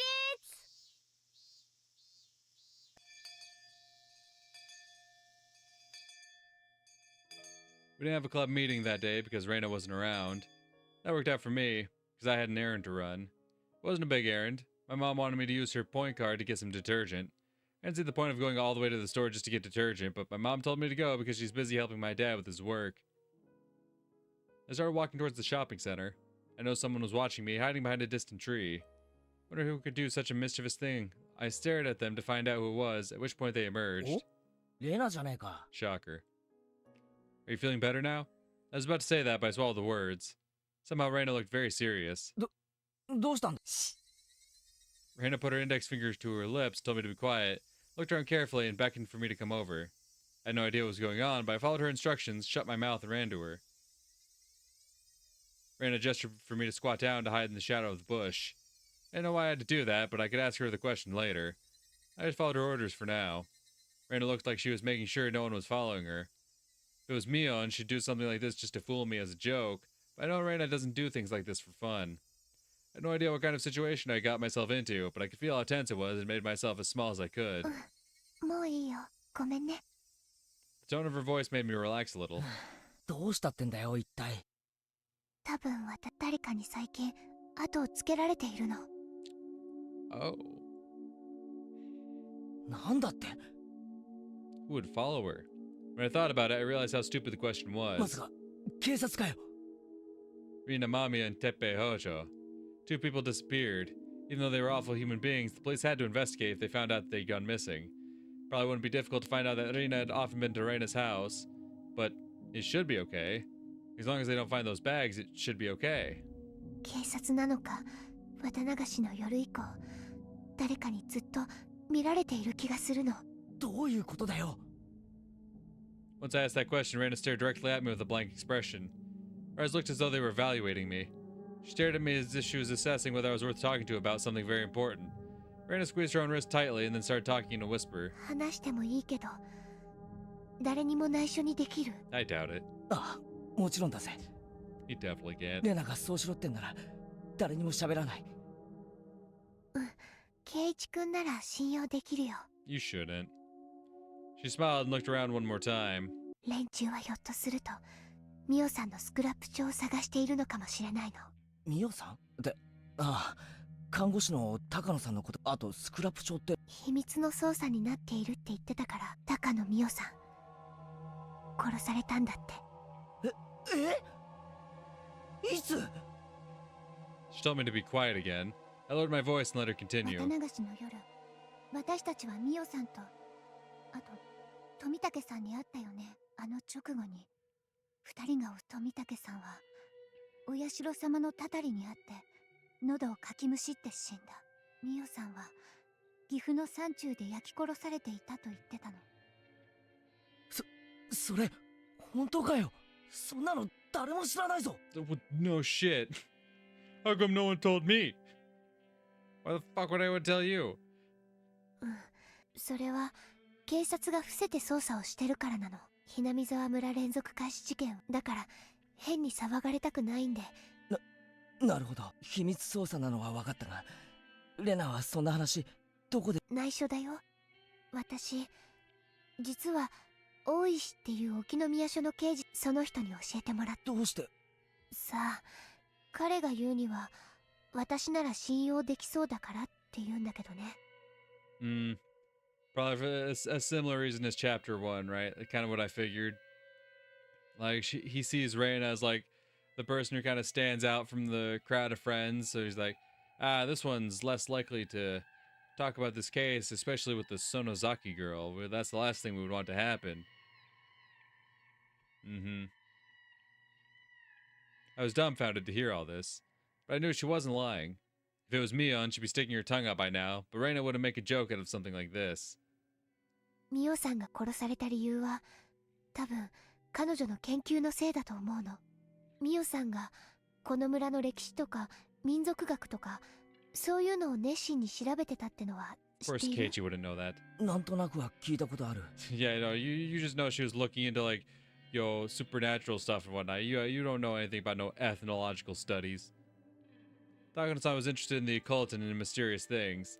I remember Mion once told me that she was studying the village's legends of man-eating demons out of 彼 curiosity. 女は多分その研究の中でこの村に関するある重要な秘密を知ってしまったの。あるいは彼女はそんなにも確信には踏み入ってなかったのかもしれないけど。ちょっと待て、この村の秘密ってなんだよ。私はミオさんのスクラップ帳をほんの数冊借りて読んだだけ。でも彼女が特に大事にしていた秘蔵の数冊だから。だから多分ミオさんが至ろうとしていたことに8割方ぐらいは近づいていると思うの。でもあまりに突拍子もなくて私にはまだ信じられない。ミオさんの想像が正しいかどうか検証してる段階なの。で、なんなんだ、秘密を知ると殺されるっていう。この村の秘密ってのは。What is the information that would mark you as a target? Please tell me. Like, that's quite the thing to ask. I gasped the moment those words left my mouth. Rena told me I might get killed too. Good old Keiichi doesn't think before he speaks, my bada. 圭一君にはまだ全部話したくない。確証が持てたら話すね。だってそれくらいに途方もない。確証ってなんだよ。Oh, when was it? I think it was chapter 2. Did Oishi say like, "Oh wow, Rena, you definitely have you could be a great detective in the future. You really figure things out and solve things and you really know how to deduce things and whatnot and all this." And like now she's actually kind of proving it right. Like just going around like, "No, I'm on the case. I gotta solve the mystery." Honestly, if Reina's the one that kind of cracks the case open, I'm here for it. Love Rena. 例えば予備知識のない内訳については私自らがその存在を検証できているけど、他にも She's like, たくさん yeah, of course, the 未 maggot 検証の disease. こと And がある Keiichi's の。 like, the maggot disease? What do you mean by that? それらを埋めていかないと私ですらにわかには信じられない。 Maggots? I was totally lost now and I wanted to ask her some questions, but I decided not to cut in. Oh, that's a first. It was so hot outside. But Rena held her arms as if she was cold. レナ、俺だけは信用してくれて構わない。ありがとう。その一言がすごい嬉しい。 From her expression alone, I could tell that she really meant it. I could also tell that she was involved in something very big, and that she felt lonely because she couldn't tell anybody else about it. I had to be on her side while she was going through a difficult time. 私とね、今日ここで出会ったことは内緒にした方がいいと思うの。私と接触があったことが知られ。わかった。俺に何か協力できることはないのかよ。今はない。でも協力をお願いできることが分かっただけで、今最後には頼らせて。おう、任せとけ。し、車が来る。 Rena pushed my head into the bush. I went along with it and crouched down even lower in the bushes. We stayed quiet for a while. I could hear a car coming closer, and after a while a white van passed by. The van. I was surprised at her hearing. She heard the car coming when it was still far off in the distance. 今の車、いや、ごめん、見えなかった。私もちょっと見えなかったけど、レナを尾行しているとかいう連中。多分普段車なんか通らない道で今日は何度も追い上げられるの。その度に私は隠れてやり。そいつらなのか。高野さんたちを殺してレナが持ってるスクラップ帳を狙っているという連中。多分 I don't blame her for not being able to believe what's going on because this is really crazy. Takano-san uncovered something really significant through her studies. The people who want that information hidden found out about it, and they killed her on the night of Watanagashi, copying the curse of Yashiro-sama. They're looking for the scrapbooks, the fruits of her research, and Reina has them. That's why they're trying to kill Reina. じゃあレナの家が危ないってことはないのか。大丈夫。スクラップ帳はゴミ山の私の隠れ家に隠してある。お父さんが不安だけど、何も知らないからこそ何も危害が及ばないかもしれない。圭一君が言わなくて突拍子もない話で。I wanted to deny it, but it felt bad to lie. I remained silent in the affirmative. それが当然の反応。私だってミオさんのスクラップ帳を読み始めた最初はなんだこりゃって思って全然信じられなかったもの。すべてに目を通してようやく何かの筋が見えてきたんだもん。すまん。もちろんレナの味方になりたいのは、でも話が全然見えないんでどう助けてやればいいかわかんないんだ。話せば圭一君の身にも危険が降りかかるよ。レナにはすでに降りかかってるんだろ。ならおあいこだぜ。気にするな。わかった、話す。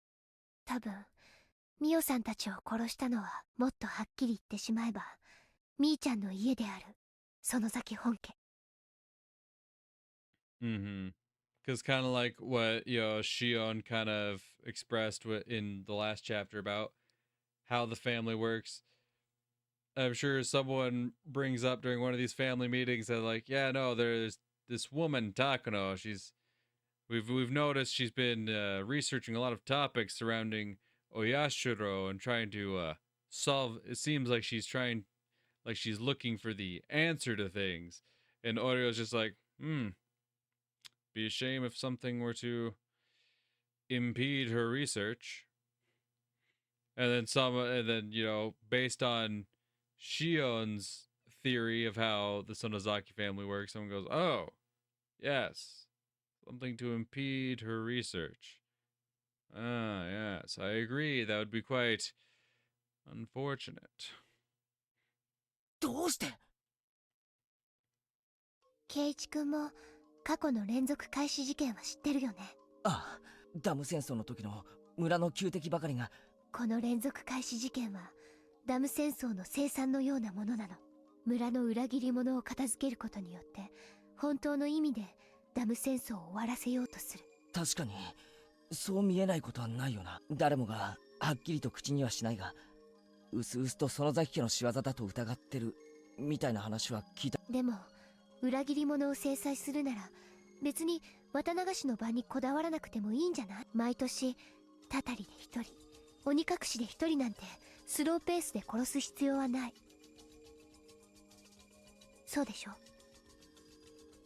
I've heard the words demoning away before, but Rena clearly thought they have some kind of creepy significant meaning, so I decided not to cut in. Oh, I've never heard the words before. つまりこれらの連続開始事件は綿流しの祭りに神聖性を取り戻そうとする意志があるの。 Right. That's the thing. I kind of figured that much. Just for what end, right? もっと踏み込んで言うと、明治以降に失われた鬼ヶ淵村の神聖性を取り戻すための、彼らは最終的には太古の昔にそうだったような原理的な。お社様古出神社のことか。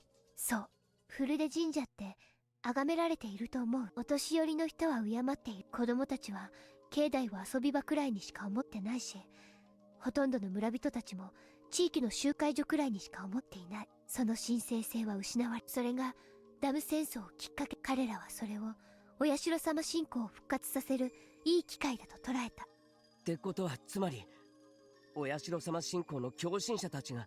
そういうこと。そもそもお社様信仰は御三家によって管理されていた。だから御三家には現代にも脈々とお社様信仰を復活させなければならないという。それを思えば御三家がダム戦争中に村を一丸にまとめたり、廃れかけていたお社様を引き合いに出し、古出神社にわざわざ同盟事務所を設けた理由も透けて見えてくる。じゃあ、いや、お社様を信仰する狂信的な集団の仕業なら待てよ。どうして高野さんが殺されなきゃならないんだ？それは御三家が鬼ヶ淵村と呼ばれた太古からそれを暴かれると、お社様という神の神聖性が失われる。だから彼らはミオさんの研究が確信に近づいたことを知り消したの。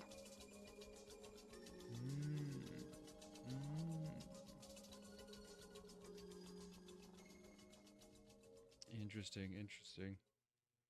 Because, like, yeah, when we think back to it, right, when we think back to, like, chapter 4 and, like, how Rika, like, quote-unquote, predicted all the people that would die in the following years, Takano never gets mentioned, right? Neither does Tomitake. And it becomes clear that, like, clearly their deaths are motivated by something other than the curse, right? All the other deaths were kind of predetermined, probably in relation to the curse, right? These ones kind of came out of nowhere, and it's clearly because they were researching things and trying to look deeper into things and whatnot. Like, I'm sure that's why Tomitake comes to Inamizawa with his camera, right? He's always got that camera. He's always taking pictures. And I'm sure those pictures are somehow being used in some way to aid Takano's research. And the moment they start to look into... Someone starts, putting eyes on Takano and trying to see what she's researching, what she's looking into. And it's like, oh, no. She's getting too close to the truth. その重大な秘密ってのは何なんだ？それを知ると俺も狙われるってんだろうけど。No. 上等だ She ぜ。 hasn't verified it だ yet. からそれはまだ言いたくない。 Yep. See, Keiichi, don't push it. Don't push it, Keiichi. I'm watching you, fucker. She's like, I don't want to tell you yet. Like I said, I want to verify and make sure that, I'm not coming at this blindly, that I actually know what I'm talking about. He's like, you can't just give me all that setup and not tell me. Please, I said I don't care. Please, you must tell me. He's going to push the issue. 私自身が10割の確証。多分今ここで話しても。おいおい、俺がそんな奴に見えるかよ。もう少しあまりの事実に私ですら受け入れきれていないの。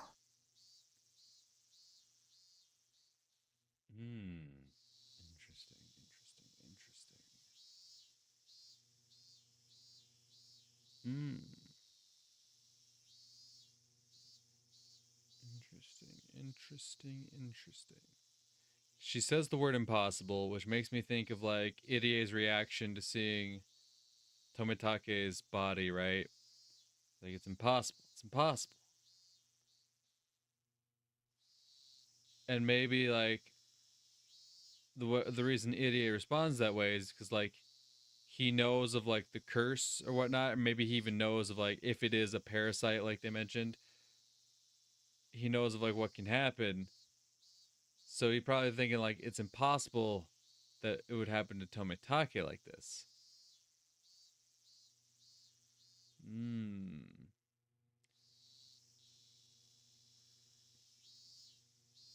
So what if this drug that they potentially injected them with is something that causes like a negative reaction to the parasite, right? Harms the parasite in a way that's like, I don't know, whatever would make a parasite destroy its own host, which is not something you'd really, well, I mean, they kind of mentioned there are some cases where like that's meant to happen, but like,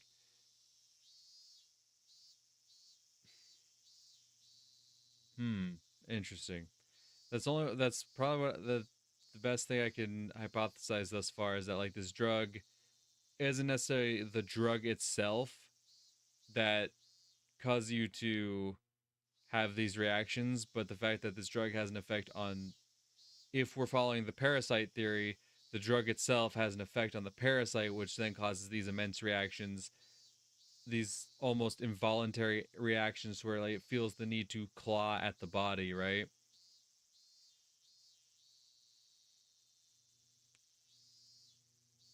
And that's why like Irie is so surprised, like, it's impossible. He shouldn't have had this reaction. It's impossible. Interesting. だからもう少し時間を欲しいの。お願い。わかった。今日ここで話したことは誰にも喋っちゃダメだよ。みーちゃんとリカちゃん。もちろんさとこちゃんにもダメ。わかったよ。じゃあケイチ君は私はもう少し辺りを伺ってから行く。用心に過ぎるということはないからね。Rena ducked low in the bushes and moved away. I was left alone there. The cries of the cicadas surrounded around me, making it seem as if I was alone there the whole time. I started walking, still dumbfounded. In the end, Rena didn't tell me the secret because she was afraid of putting me in danger. But she told me clearly that there are people who want to resurrect the cult of Yashiro-sama, and that they're among the 3 families that control the entire village. They orchestrated the series of mysterious deaths for that purpose, and they killed Takano-san because she got too close to the secret they wanted to hide. Rena met Takano-san and happened to obtain the scrapbooks in which Takano-san wrote about her research. Rena still can't believe the secret written in the scrapbooks because it's just too crazy. Hey, come on, Rena. You're kidding me, right? It's like one of those comic book stories. A mysterious occult group is plotting a conspiracy. I mean, it's not funny even if it's a joke. But Reina's right about one thing. Even if this is true, it's really hard to believe. I understand why Rena wanted to wait to tell me the secret. Maybe she was just fooled by Takano-san. But Takano-san was murdered for real. So is it also true that someone is following Rena, looking for the scrapbooks? I remember, Rena said that a white van was following her. You can see white vans anywhere, but there are a lot in this village alone. She might just be oversensitive to everything right now. Rena hasn't recovered from the shock since that day. That's probably why she got the idea into her head that the police or someone else is coming after her. I didn't cut in while she was talking. I mean, you did a few times. I think I did the right thing. If I had said that it was ridiculous or something to her face, Rena wouldn't have ever trusted me again. True. At that point, however, I gasped. A white van was parked on the side of the street. I wasn't sure if this was the same car that passed by earlier, since I didn't see the plate number, but the number of people in the car and the ambience of it was similar to the one earlier. There's one other thing that looked suspicious about it. There was no reason to park here. It was on a small road in the middle of the woods. There's nothing around here. No traffic lights, no vending machines, and no public phones. Probably wouldn't noticed it under ordinary circumstances, but I felt something was wrong. Once I noticed how odd it was definitely suspicious. There were 4 men in work uniforms in the white van. The driver was smoking a cigarette, but the other men were just sitting there doing nothing. If they wanted to take a break or have a smoke, they could have chosen a better place than here. It was possible that they stopped because they had to go to the bathroom really badly, but it didn't seem that way either. They didn't look as comfortable or relaxed as they would if they were taking a break. They looked like they were waiting for something to happen. There was a deep tension in that car. Could they possibly be waiting for Rena? No way. I didn't see anybody walking around here. This road is a back road. Nobody really uses this road, let alone by car. But it's impossible. I felt bad for Rena to even think about it, but this must be something that she got into her head because she's feeling victimized or something. She must be imagining things because she's still nervous from when her friends caught her in the act of killing Rena and Tepe. Nii-chan. I heard someone say that when I passed by the van. It couldn't mean me. He didn't even know who I was. So I assumed he was talking to one of the other people in the car. Pretending I didn't hear him, kept walking by. He said it again. And honked the horn as well. 兄ちゃん、学校の帰りかいね。 He had a strong accent similar to that of the older villagers. He must live here, but I didn't know him. I could tell he didn't know me either because he didn't call me by name. はい。兄ちゃん、学校からちょうど文房具屋の角を曲が。そうですけど、何か。They're probably lost, I thought. This village has many small turns. You can easily get lost when you try to take a shortcut. So they must have been waiting for someone to ask for directions. Then he said something disturbing. Yeah, he's gonna mention Rena. 兄ちゃんさ、この道の途中で白い帽子に白い紫のリボンも合わんかったかいね。They were definitely talking about Rena. いえ、合ってないです。I wasn't ready to hear them ask that. Yeah, and you're gonna be too nervous. And that's the thing. You always fucking wear your expressions on your face. That's why everyone seems to be able to read your fucking mind. Rather, I was scared. That's my voice got all shaky. Yeah, and that's the problem. Your voice is gonna get shaky and they're gonna know you're bullshitting them right away. Up until that point, I couldn't believe Rena's story. Thought it was ridiculous. I actually laughed if only to myself. That's why I wasn't ready at all. My heart was beating fast and I was sweating all over. I immediately answered no, I didn't, but it might have sounded like an obvious lie. It definitely did. Driver stared into my eyes. Looked like he was trying to figure out if I was lying or not. My legs started to shake. Felt like a frog under the glare of a snake, and I couldn't move a muscle for a while. I think the same went for those men, too. They were clearly a suspicious group, and they just asked a villager about a girl out of the blue. Anybody would get suspicious. And I was right. The man broke the ice and started making excuses before I even asked him why he wanted to know about the girl. さっき女の子を追い抜いたのに。忘れてえな。ごめんな兄ちゃん。うちらもう行くんて。Man started the engine and drove away. After they left, I saw nothing. That's right. Nothing. There's no reason why they had to park here. So, were they really waiting for Rena? Yeah. Okay. Okay. Oh, takeout list too. Why do we keep writing our lunch orders on the back of important medical documents?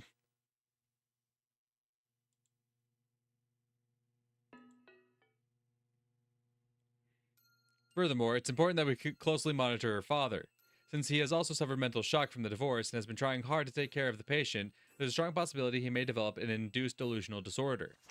As the first step of mental care, one should listen to the patient's story carefully without denying it. That's the most basic of basics. However, when the patient and the listener are related, it's easy for the listener to become deeply influenced by the patient's delusions. Additionally, delusional parasitosis is widely known to make people highly impressionable, and the influence sometimes can spread throughout a whole community. Therefore, even if several people claim to acquire a parasitic infection, it doesn't necessarily prove the existence of a parasite.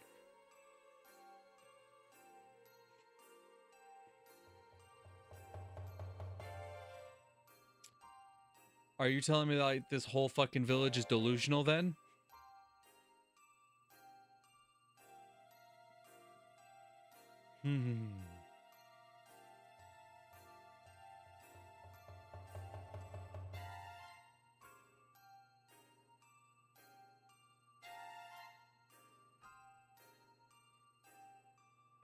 Delusional parasitosis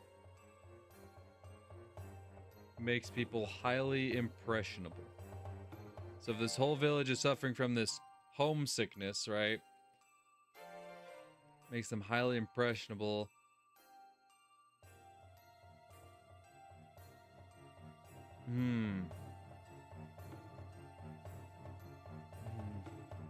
Now go on, keep talking. Some of the phone calls to the healthcare centers for the extermination of pests are nothing but a mass delusion. Since the subject matter of the delusion in this case is extremely rabid, the patients might harm or even kill each other in abnormal ways, believing this to be the treatment for the disease. They may also give up hope and commit suicide together in the worst case.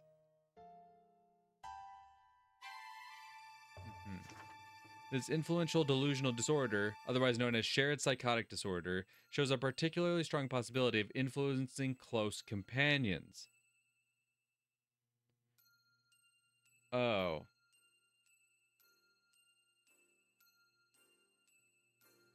So are they trying to imply that now that through his interactions and his desire to be closer to Rena, that Keiichi himself is giving into delusions that Rena may also be suffering from? Anyone who's going to contact the patients must be made to understand the patients are under medical treatment and must be warned not to be influenced by the patient's delusions. They're trying to imply that with Keiichi right now, right? Obviously, this letter is like addressing the father, but I think the reason this follows up that last scene is they're trying to imply like, mayhaps Keiichi's just being influenced by Reina's delusions. They're like trying to cast some doubt, like on Reina's own, on the scrapbook theory, right? On the theory of parasites and whatnot, because that's what Reina's come up with. But also we know that Reina's not quite a reliable narrator in that sense. But then like, oh, but Keiichi's seen it. But then they're like, oh, but also could be a case of shared psychosis. It's like, okay. They're really hammering home. It's like, no, now's not the time to be certain of anything just yet. You still got 2 more chapters after this, boy. Don't be certain of anything quite yet. Let's cast a little more doubt and everything. There we go. Individuals who are likely to be influenced are the patient's family members and people who deeply care about the patients, such as boyfriends or girlfriends. Okay. Yep, the entire point was to cast doubt on what Keiichi had saw. Because you see that from Keiichi's perspective, so you're like, oh my god, Reina's been right the whole time. But then this comes around to cast doubt on even what Keiichi's seeing, because he's so desperate to prove that he cares for Reina, for her to understand that, he cares. Interesting. Very interesting. Very interesting. Phone call. すまなかった、レナ。Oh, damn.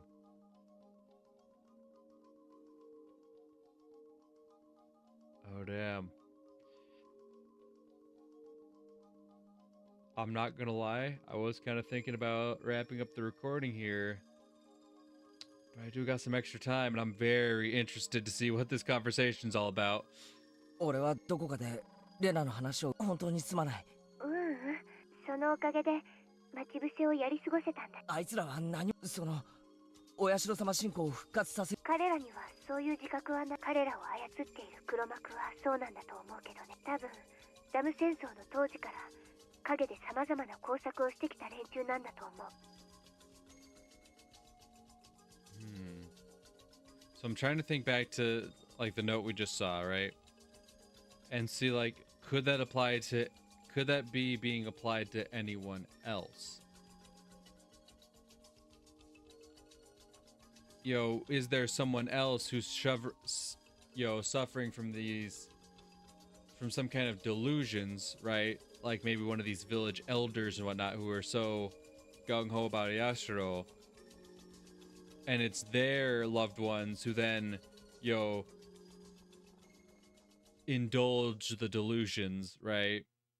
And then that spreads, and then, that continues to spread throughout the village, right? Everyone's so desperate because they're like this tight-knit community and they want everyone to get along. They want everyone to be on the same page. They want to be this, unified, village, that they're so desperate to, believe what anyone else comes forth with, especially when it comes to, Oyashiro in general. They're like, oh no, Oyashiro's real.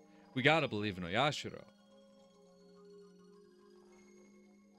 So like that's the thing. That last note could be trying to disprove what Keiichi saw, but it could also be trying to reinforce what we've read out of the scrapbooks. It could kind of go both ways. ダム戦争の最中に園崎家が裏でいろいろと暗躍したって話は、有名な話だ。これは大石さんにダム戦争の最中にこれも秘密の事件なんだけど、なんでも建設大臣の孫を誘拐して。大臣の孫を誘拐？おいおい、そんなの聞いたことないぞ。Well, yeah, no shit. Did you miss the part where she said it was never disclosed? 大臣が犯人との取引に応じる姿勢を見せたため、大石さんは当時その事件に関わったから知ってる。それで大石さんが言うには、孫の誘拐や大臣の脅迫などの手口は恐ろしいほどに高度だったんだって。その事件は園崎家が命令を下したことだけは分かっているけど、結局未解決なんだって。当時園崎家の当主である園崎お亮は武装闘争の方針を打ち出していて、配下である暴力団組織の中にダム計画の撤回がどうしても望めないときは建設省に突入して武力制圧しようなんて、そんな物騒な計画を本気で練っていたらしいの。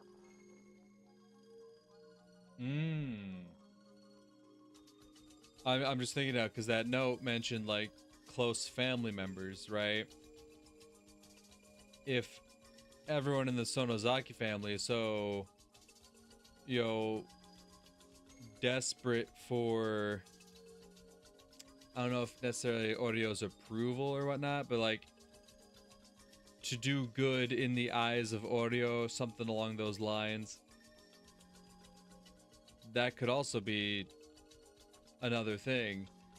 Perhaps Oreo herself suffers from some kind of delusions, and that's the thing. The Sonozaki family is like always gathering, right? Always coming together to discuss these things and whatnot. And so it could be a shared psychosis among the Sonozaki family. I know they've trying to be kind of like lead you away from thinking the Sonozakis are behind everything, but like that could be another direction it goes. Everybody knows the Sonozaki family had tried to stop the dam project, even if it meant breaking the law.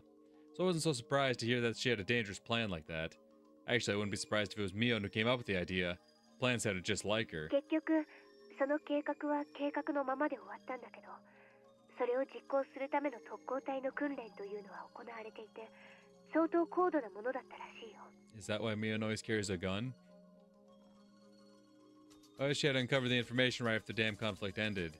At the time, Oreo even said that if the village was going to be submerged, all members of the Onoguchi Guardians would choose to stay in their houses and drown. So because Oreo was behind those things, they couldn't just laugh off the idea of an armed assault on the Ministry of Construction.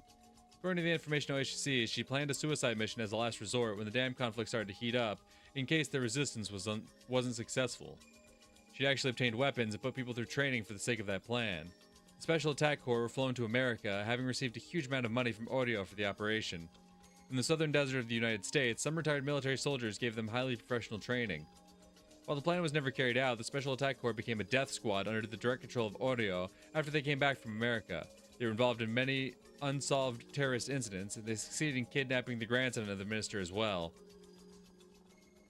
So I imagine then the two people, the two people that kidnapped the grandson were trained that way. That's why when Akasaka and Oishi went up against them, they were like, holy fuck, these guys are like trained well. These guys know what the fuck they're doing. Holy shit.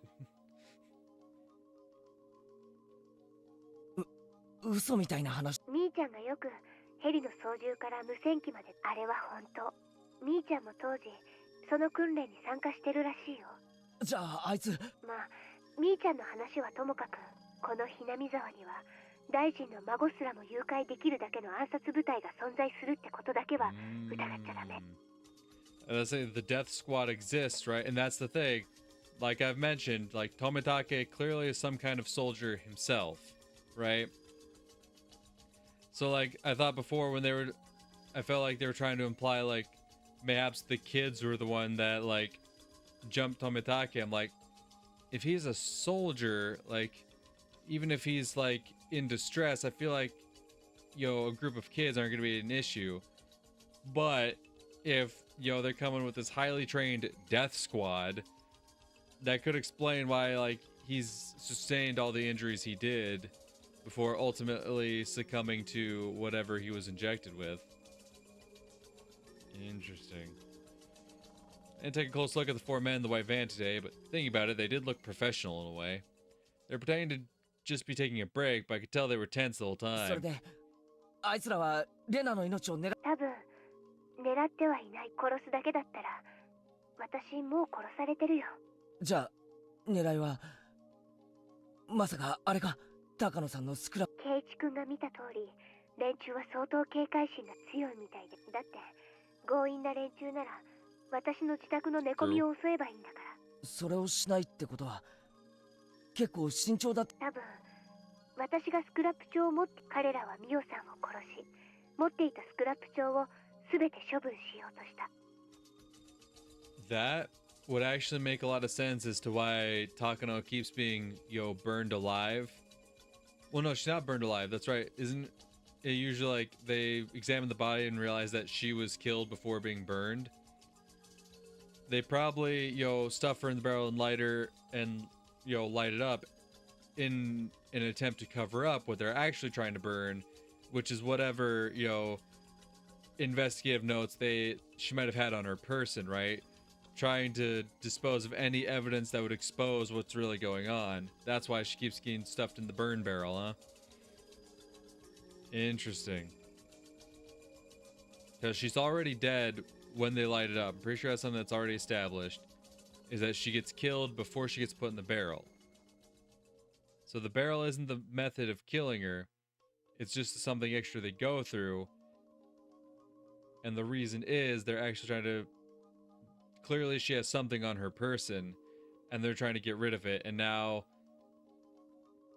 Or maybe she usually has something on her person, and this time around they notice that, like, clearly there's something not here, and that's why they're so desperate to find where else, she might have hidden something away. ところが一番重要な数冊が抜けていた。それで自分が狙われているのを察して誰かに預けたんじゃないかと考えてるんだと思う。その有力候補が私なんだと思う。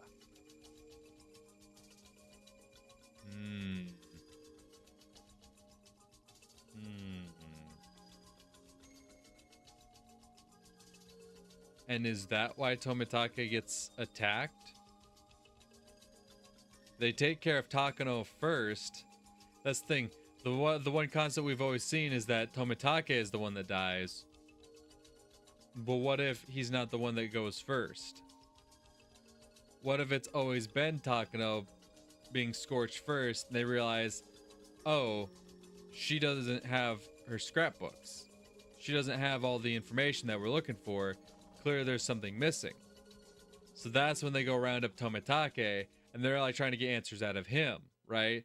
Where are the scrapbooks at? Where's the information? Where's all the investigation notes? Where is everything that she's got? And they gang up on him because of that. And then either A, in some instances he might have them, because we don't know for sure if it's a constant in every story that they get given to Rena. But in the off chance they are not, sure, maybe there's stories where he does have them and that's it. But maybe there's also other instances where she does give away the books to someone else, and that's why, Tomitake gets assaulted in the way he does. So they clearly think, well, if we can't find the books, we'll just get rid of him, and no one's ever going to really believe what someone else might say about it. Or it very well could be that, because we know we've seen Keiichi get targeted like in the first chapter, and that's because he had some kind of interaction with Takano before her passing. So they might assume that, oh, maybe he has her shit and that's why he's constantly being stalked.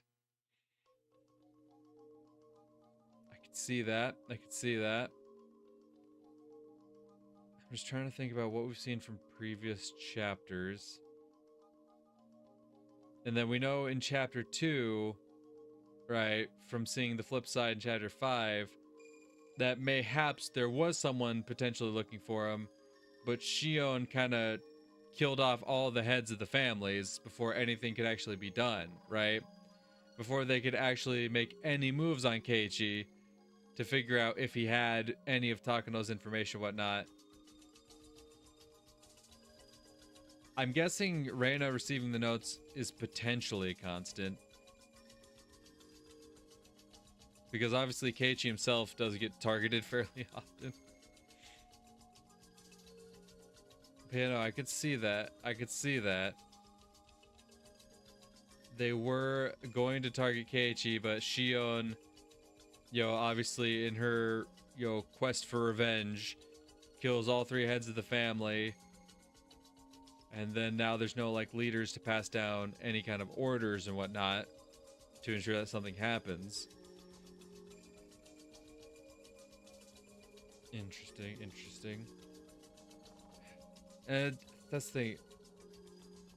It all leads me to believe that Oishi is strongly involved, right? Because that's the thing. Oishi is the one that goes to visit Keiichi at the end of chapter 2, in his hospital. And it's after his interaction with Oishi that all of a sudden now he's hallucinating the ghost of Mion, right? As if there's some kind of hallucinogenic, right?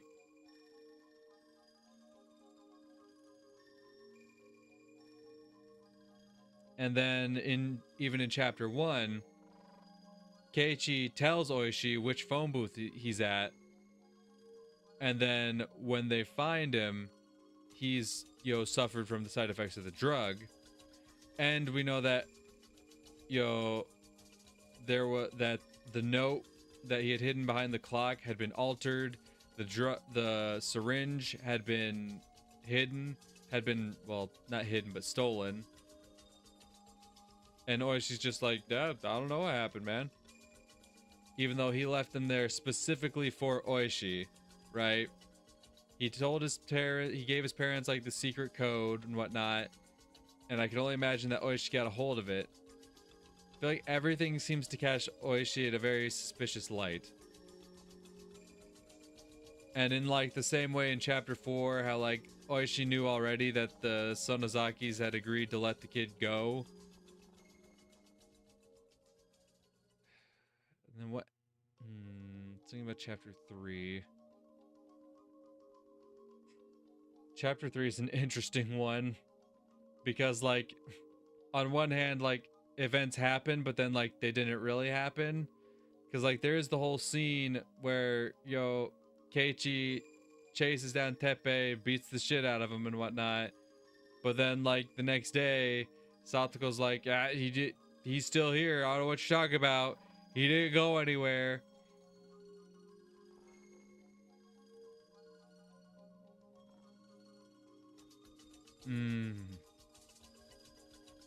Interesting.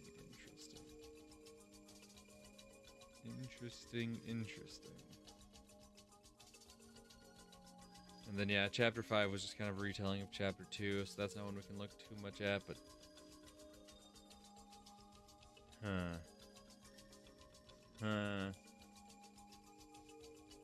I feel like, if nothing else, everything I've learned thus far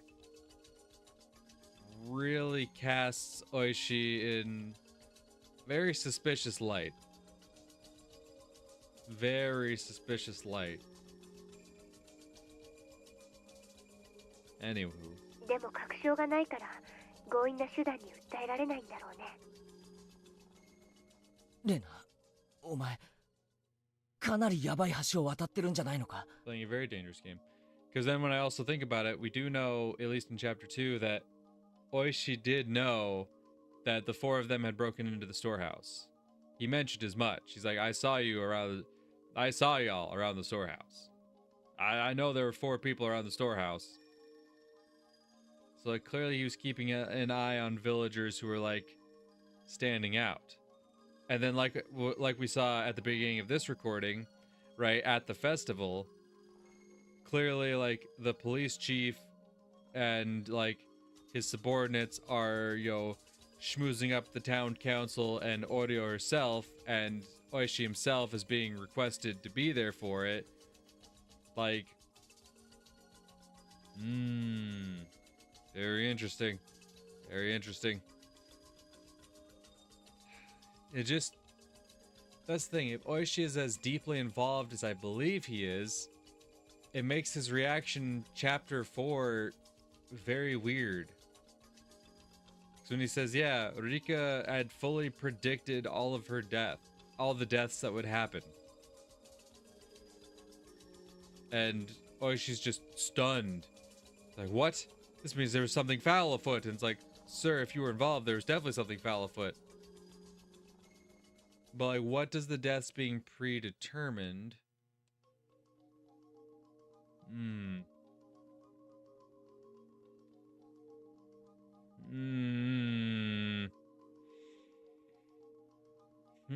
What does that really change if everything was predetermined from the jump, right?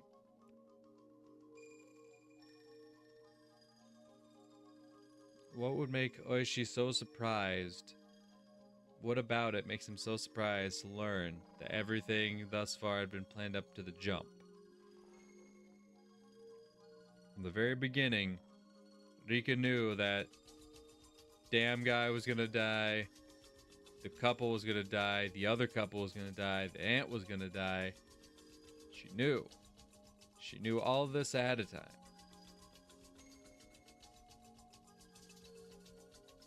And maybe that's why. Maybe that's why he agrees to help Akasaka. He's like, send us your information and we'll review it, right? They put like an ad in like the paper, right? They're like, send us your information. We'll review it. We want to see what information you have. We want to get to the bottom of this. And it could just be Oishi in a desperate attempt to, you know, take care of any information that might expose what he did. Maybe that's why he's so shocked by it. He plays it off as being shocked by the revelation that Rika knew, but maybe he's so shocked that Akasaka knew, that Akasaka himself knew. Like, yeah, no, the kid told me that like everything was predicted in advance. Like, what? That's wild. That's crazy. How the fuck does he know that? How the fuck does he know everything was planned out? I could actually, okay, I'm coming back around on it. I feel like that makes quite a bit of sense.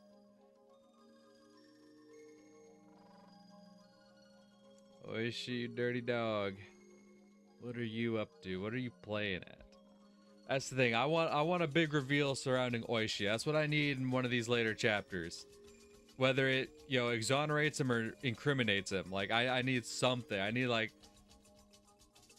a big moment where it's like, something that's like, oh, you thought it was Oishi, but actually, or it's like you might be thinking it's Oishi, and here's this big moment that reveals it was truly him. Like that's, I'm gonna need something like that, because he just seems like such a key player in this story, and I'm just so unsure of him right now. I definitely lean towards suspicious, but like, man, very interesting.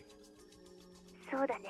ちょっと怖いかな。でも、そう簡単には消されないよ。So true, Queen. 私は大石さんと連携している。Ooh, yikes.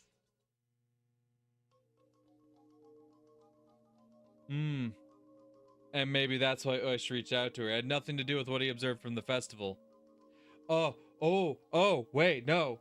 Because we know her interaction, she mentioned that her interaction with Takano happened between, the big bonding moment with her and her friends and the night of the festival. She mentioned that. So that would kind of explain why she's so unsettled at the festival, because she's dealing with all the revelations. Well, no, because she didn't actually read the scrapbooks. But still, it could explain why she was a bit, like, under the weather, because, like, she was reliving some suppressed memories, some very traumatic, memories that she had repressed. So it could explain why her composure was a bit off, right? And then Oishi, probably knowing that Rena had some communication with Takano, and seeing how she was a bit out of it, might be led to believe that maybe at that time she didn't actually know anything, right? Because she hadn't actually looked at the scrapbooks yet. But still, Oishi wouldn't have known that. He would just maybe be like, that's strange. She interacted with Takano not too long ago, and now seems very uncomfortable. She seems a bit perturbed by something. Interesting. And that's why he singles out Rena, believing that she might be the one that might have, all the information on hand. And that's why, similar to Keiichi in chapter 1, he targets her, because he wants to get all the information he can so that he can properly dispose of said information, so he can properly cover it all up.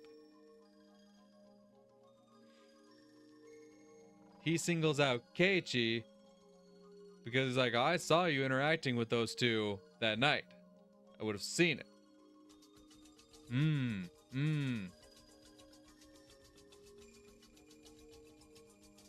that could explain why Keiichi also gets singled out by Oishi in chapter 3 as well.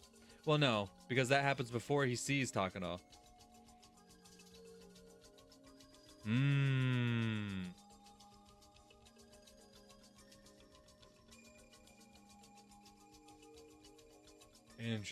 Interesting.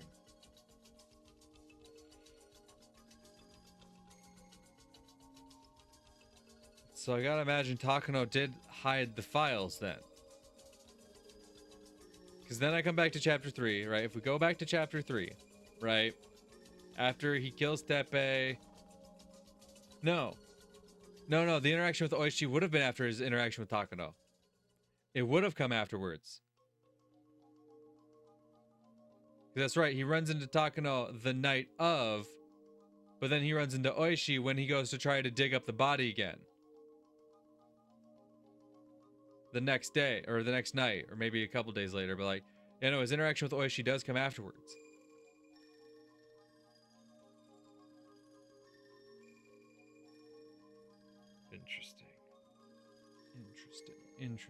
Interesting. Yeah, no. The more I think about it, the more and more Oishi seems a lot more suspicious from the jump.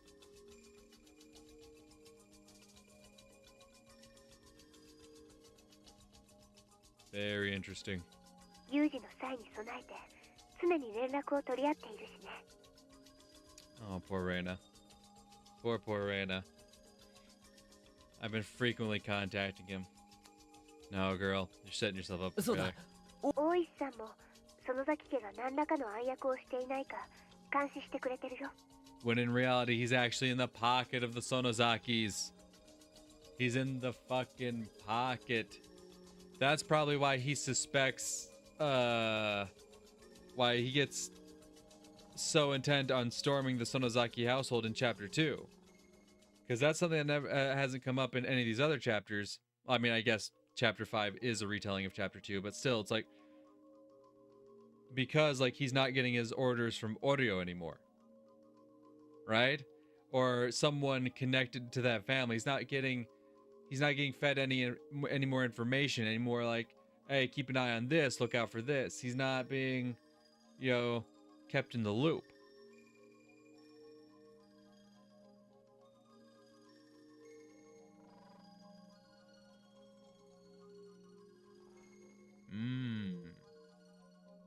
So naturally, in chapter 2, you would start to get suspicious of like, keep seeing Mion and everything, but like, Oryo hasn't made an appearance in quite some time. Interesting. 高野さんのスクラップ帳の話。Oh, thank God. 話してない。警察には話した方がいいだろ。 No, Keiichi, shut the fuck up. No. それに警察なら人力になってくれるぞ。 The police are never there to help. ケイチ君、私は君にだって信じてもらえるか自信がなくて話せないでいるんだよ。 Oh, thank God, Rena has a brain. 大石さんに話したって。なあ、レナ、もう煙に巻くのはなしだ。話してくれ。一体何がスクラップ帳に高野さんが消されるほどの God damn it, 何が Keiichi, 書いてあるんだ。 stupid bastard. Quit trying to push the issue. I knew you would do this. 簡単に言うと、このスクラップ帳に書いてあることが事実なら、 That is true. 彼らの神が貶められることになるの。 The secret is that it exposes the secret behind the curse of Oyashiro-sama. Yeah. She's not going to give you the specifics because she wants to learn the specifics herself. But potentially it exposes the secret behind the curse and yeah. 神を。そう、お社様の神聖だから、お社様信仰を復活させようとする彼らは、絶対に伏せたいと思っているの。 Because Oyashiro is this key figure for their, strong homing ability, right? If that's shattered, then it drops the illusion that they need to stay within the village, right? すまん、レナ。もう少し、つまり、どういうことなんだ？ Shut up. つまり、お社神様じゃない？ I had no idea what she read that made her so certain, but whatever it was, it'd be sacrilegious for people who believe so strongly in Oyashiro-sama. お社様の教えっていくつ？それは中から出るな。外かこの大原則を守るためにその他の競技を発展させたと言ってもいいくらい。隣人を愛せとか家内安全とか縁結びの神様なんてのは本当に後から取ってつけたものでしかないの。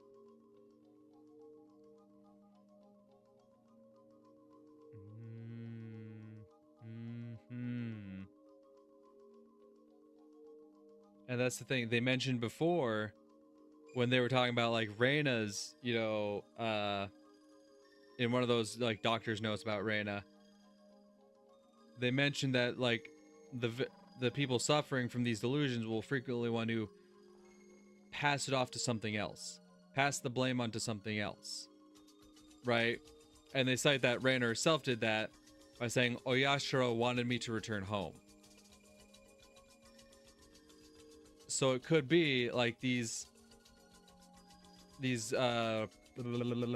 villagers who suffer from this intense homesickness, instead of accepting that that's a feeling that this is a feeling they're dealing with, they then pass it off onto something else and say it's Oyashiro that wants me to stay here. And it's Oyashiro that doesn't want my space invaded. So that's the thing about those notes on Reina's condition. It makes you doubt Rena in a sense, but it also, if you look a bit more into it, kind of explains like how all this might have come to be. How all of this might be stemming from a shared psychosis. Everything in the village. Fuck, that's wild, man. Fuck. Yashiro-sama doesn't bless the villagers or protect them from disasters. The people believe that Yashiro-sama does all that for them, but the truth is that the people abused his name for that purpose generation after generation, nothing more than that. Why did Yashiro-sama descend in the first place? Because demons came out of Onoguchi Swamp and attacked people. 実はこの時点鬼が湧き出して襲ったんじゃない。湧き出したものにやられると人々を襲う鬼になる。 Yeah. If it is a parasite, right? Some kind of something, right? That could be transferred, right? Virus, disease, what have you. It's something that is believed to have come from the swamp, and it's since if it is a parasite that like took hold of one person, and then their delusions were then shared amongst the rest of the people as they tried to remain this close-knit community. Man. 湧き出したものどういう意味だよレナ。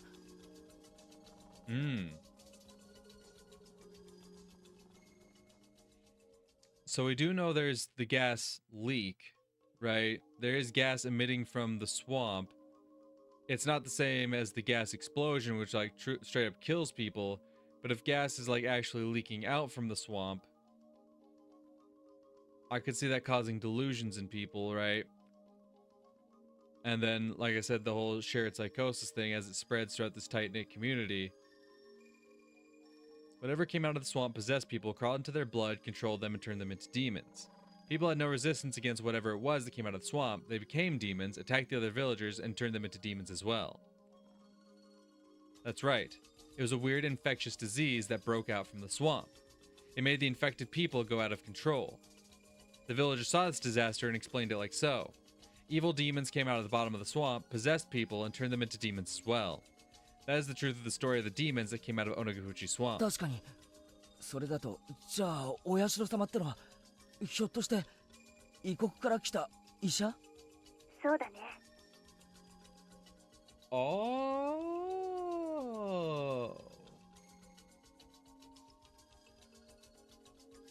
Interesting.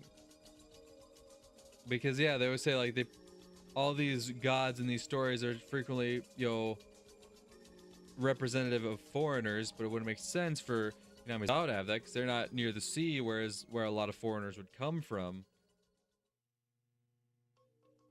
But if a doctor came in, okay. 正確には正しくないけど、それが降臨して伝染病をでも、それは治療ではなく対処療法でしかなかった。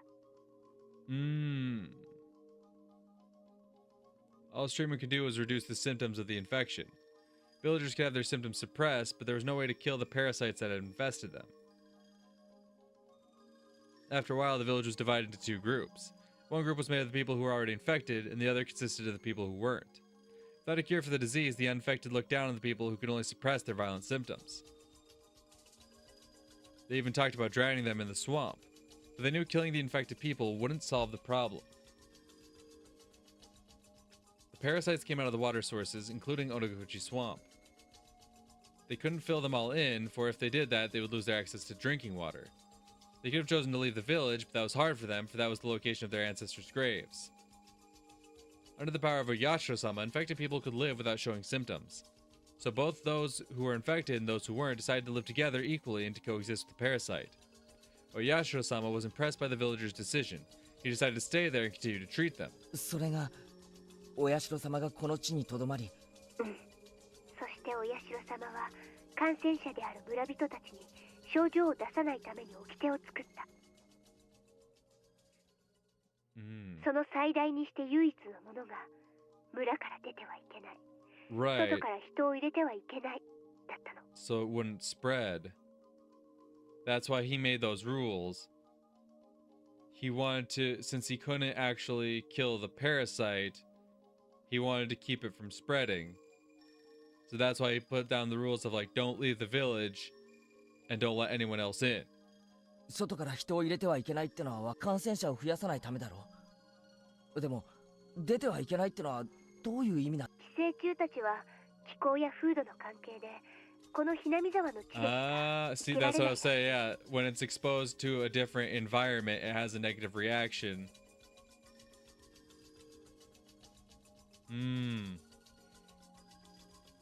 だから宿主である感染者がこの地を離れようとすると強い症状を出してそれを妨害するの。その妨害こそがいわゆるお社様のたたりの正体。 The strongest symptoms of the infectious disease were violence and delirium. The infected people acted just like demons. The impact of seeing them in the throes of the disease was strong enough to make others describe them as such. They couldn't even let people leave who had just come to the village. If they had left after being infected, they might go crazy in a faraway land, turn into a vicious demon, and cause a disaster. Infected people were never allowed to leave. When an infected person left the village, they brought him back by any means necessary. That was what it really meant to be demoned away. Oh.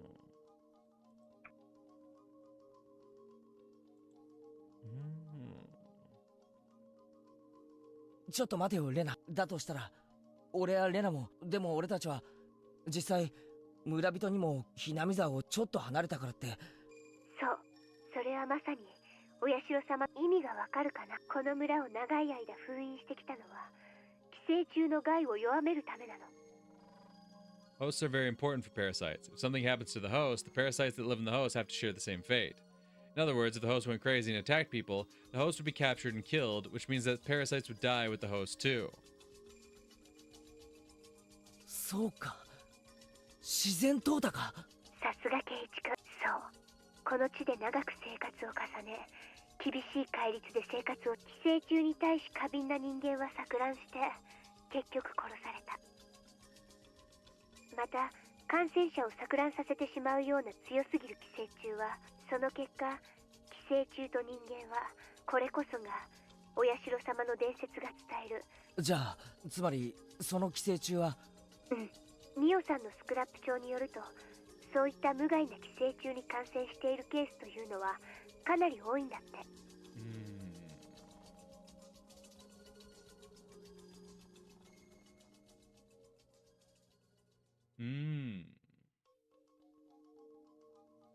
So is that why the people were targeted the way they were? Is that why, you know, Rika already had the hit list ready to go when Akasaka came through? Because maybe Irie himself, being the doctor, right, kept track of, you know, who had the more intense versions of the parasite? And that's why they got targeted the way they did?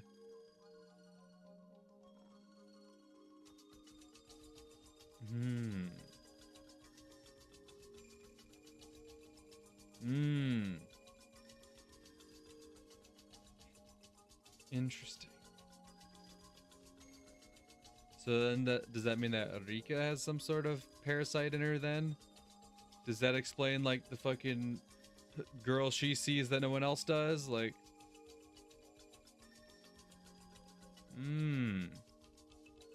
食文化にもよるけど、例えば生肉を食べる国では国民の8割くらいが感染している例もある。でも強制できてて人体に全く無害だから撲滅もされない。なるほどな。太古の綿流しはね、実は腹綿流しと書く錯乱した犠牲者の臓腑を食らうものだったの。でもこれも必要。感染してまさかワクチンとか？圭一君はやっぱり頭が。ミオさんもそう読み解いてる。伝説では犠牲者を生きたまま解体して食らったなんて物騒なことになっているけど、実際はそんな野蛮なものじゃなくて、強すぎる寄生虫のせいで死んだ犠牲者からワクチンを作り出し、同時に村人の抵抗力も高めていった。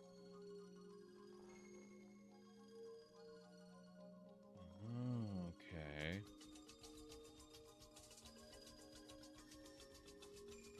Okay.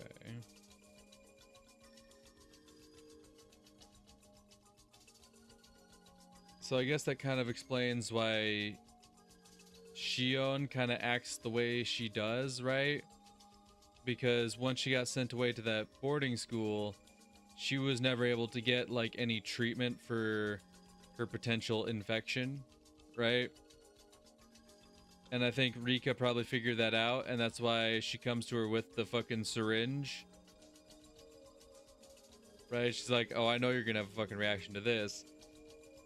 But that's also why Rika goes out the way she does, because she knows she also, if she's on that list of those who have to get taken care of, she knows that she also contains, like, an aggressive strain, I guess, of this parasite. お社様ってのは医学先進国っていうとドイツか。正体はひょっとしてナンパして流れ着いた。多分ケイチ君ドイツ人ではないんだけど。古代の伝説の秘密が明かされて。I don't think that Rena's story is too crazy to be true anymore. Still sounds crazy, of course, but I've never heard any theories that explain the legend of this village better than this one. 多分俺も感染してるんだよな。なんだか体中が。人間だって体の中には無数の細菌。That is also very true. その中には私たちの生活には欠かせない有用な細菌たちも少なくないんだよ。Yeah, lots of bacteria inside and out that are necessary for survival. ああ、よくヨーグルトとかの CM で言ってるよな。確かにそうだ。これもミオさんの受け売りだけど、例えばシロアリっているでしょ。木材を食い、実はシロアリって体内に寄生している特殊な細菌が食べた木材の繊維を分解、これも寄生虫と共生している一例だね。I didn't know that.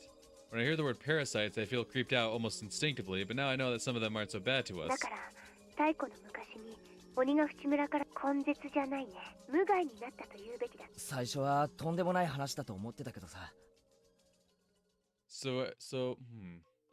If it's almost,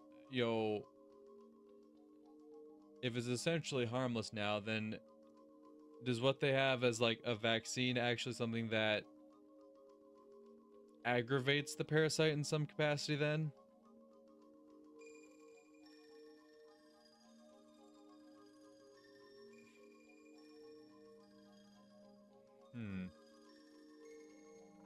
Because like the parasite's fairly harmless. You can leave the village without really experiencing any severe symptoms. But there's some kind of injection that can cause a very severe reaction with these parasites. こうして種明かしがされると、なんだか私たちにはでも、お社様を神として崇める人たちにとっては、これはとても不愉快な説。Of course, Takano-san's theory is correct. Yashiro-sama isn't a god. And the punishment by that god, namely the curse of Yashiro-sama, that people have been so afraid of, will turn out to have just been the symptoms of an infectious disease. I see. That's what dethroning God would mean. だとすると、もしこの伝染病の病原体を特定して世間に発表されるようなことがあれば。そう。それこそが、そしてミオさんは、そのミオさんが消されたということは特定できたってことが。かもしれないね。ミオさんはもういないし、でも消されるに値する理由が他に思いつかないの。So mayhaps she did have that information like on her person or someone does. And they're trying to round up all the scrapbooks so that no one can try to come to the conclusion that she did. でもよ、20村人だっていろんな医療機関でなのに、そういう怪しげ。確かに病原体そのもの、でも確かに何かの規制を受けている。本当かよ。When a parasite enters the human body, that body's immune system cells, eosinophils, and macrophages try to kill the parasite. They secrete an antibody called immunoglobulin E. The most common way of checking if a person is infected by a pathogen is to look at the levels of this secretion. According to Takano's research, people from Minamizawa have a very high level of IgE in their blood, and she would know she works as a nurse. That's not all. They also have obvious symptoms of being infected by parasites. They don't have any allergies. IgE stimulates mast cells, and they secrete histamines and serotonin as a result. This causes an allergic reaction. That allergic reaction isn't pleasant for humans, but it's necessary for the body to kill the pathogen. But the parasites don't want to be killed, of course, so they secrete substances that counteract IgE. As a result, IgE stops stimulating the receptors of the mast cells, which stops secreting the chemical compounds. As a result, the antigen-antibody reaction, namely the allergic reaction, doesn't occur. In other words, a human body that was infected by a parasite secretes a high level of IgE, but doesn't display allergic reactions. For your information, a human body that's infected by a parasite doesn't suffer from hay fever. Wait. Now hold up. Are you saying that people that don't suffer from allergies potentially have parasites? Potentially. Is that what you're trying to tell me? Because if so, I must be heavily infected because I don't have any allergies whatsoever. No food allergies, no pet allergies, no allergies to dust, pollen, all this shit. Like, you get hay fever due to your body secreting a large amount of IgE because it's mistaken pollen for parasitic invasion. I don't. As a result, a large amount of stimulants like histamine will be secreted, but your body can't contain the parasite that it's attempting to kill. That's why your body continues to secrete IgE. As a result, the stimulants keep causing allergic reactions. That's how hay fever works. If you have a parasite in your body, it'll deactivate your IgE and suppress the secretion of stimulants. As a result, you don't have an allergic reaction. In other words, there's no hay fever in Hinamizawa, and you can cure your hay fever by moving here.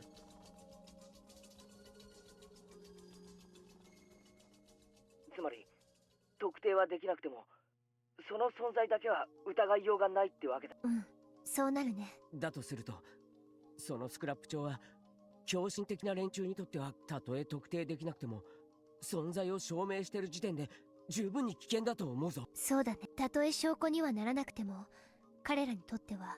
確かに恐ろしい秘密だな。ちゃんと説明してもらえば理解できることだが、いきなり聞いたら刺激が強すぎる話だぜ。でしょ？だから私も最初は信じられなかったし。で、大事なのはその事実を隠蔽しようと暗躍してるヤバい連中がいるって方な。そう、今大事なのはそっちの方。The fanatics who want to revive the sanctity of the god they worship. Reviving the majesty of their god means reviving the power of that god. And the power of their god is the infectious disease. This infectious disease can't spread nationwide unlike other infectious diseases. So from now on, I'm going to call it an endemic disease. It fits it better since it only affects this region. Anyway, this endemic disease of current-day Hinamizawa is different from the one of old times. It's been through a process of natural selection, and it's harmless now. In other words, it doesn't do any harm to human bodies. That harm was once interpreted as a curse.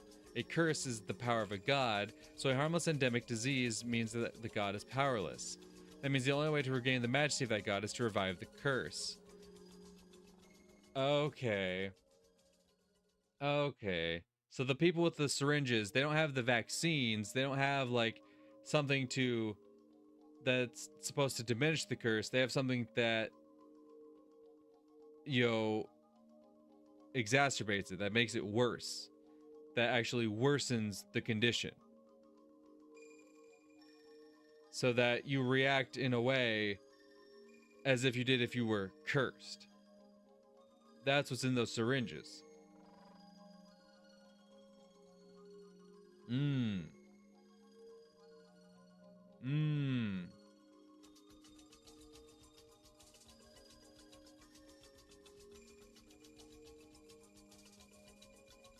other words, they want to bring back the primitive endemic disease, namely the harmful strong version of the parasite. ちょっと待てよ。信者たちは神が実はなのに寄生虫を研究するのか矛盾してないか。矛盾してだからこの研究は信者たちのトップだ。彼らは表向きは信仰を盛り上げているけど、その裏では信仰の正体について。なるほどな。おいおい、なんだかとんでもない話。ミオさんのスクラップ帳にはそうとは一言も書かれてないんだけど、私監督の診療所って怪しいと思うの。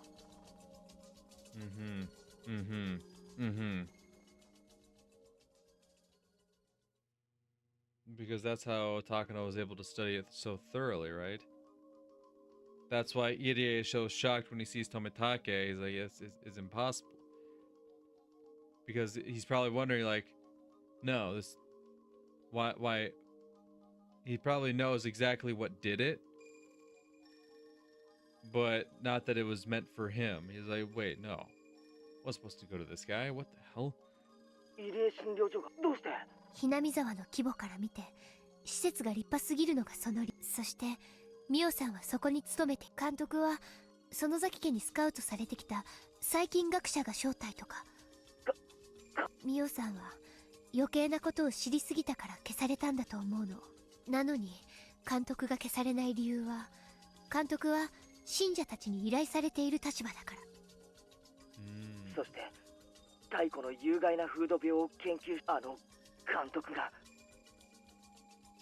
ごめん、監督は無関係かもし。今のは私の。でも研究は間違いなくどこかで誰かにさせている。そしてその研究には5年かかり、ついに完成を見た。 First case was the dismemberment murder by the damn construction workers. So they're... Damn. Because in, was it chapter 3? I believe it was chapter 3.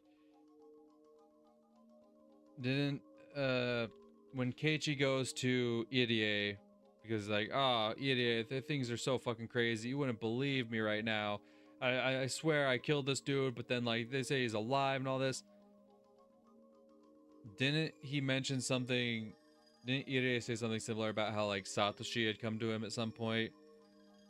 How Satoshi had turned to him for help at some point?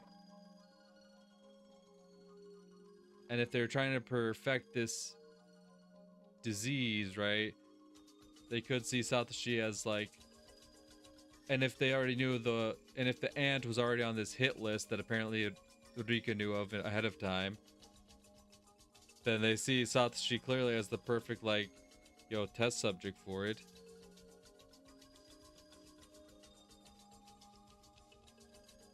Interesting.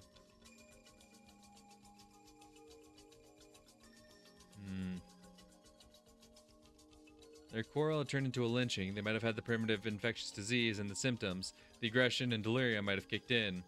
The victims of the second year were Satoko's parents. There were no witnesses, so the whole event is veiled in mystery, but there's a theory that someone might have pushed them over the cliff, since the fence of the observation deck that they fell from was quite sturdy. What if one of them was infected by the primitive parasite? He or she might have become violent and pushed the other over the cliff. The Shinto priest died from a disease, and his wife drowned herself in the third year. He might have died of shock because of a hypersensitive reaction to the infection. His wife might have gone crazy and committed suicide, and one of the symptoms, delirium, kicked in. In the fourth year, Satoshi Hojo's aunt was beaten to death, probably by Satoshi himself. Everybody who knew Satoshi-kun remembers how he changed at that time. He showed signs of being both aggressive and delirious. And the fifth year, for the first time in 5 years, the victim experienced the maggot disease, described in the old scroll of the Hurure Shrine. The reason behind that is unclear, but the stronger primitive parasite could have given its victims a delusion of maggots. This means that they finally managed to duplicate the curse of Yashiro-sama. Oh, so that's been the end goal, right? All these other people have been test subjects, but now with Tomitake, they're like, yep, nope, we perfected it.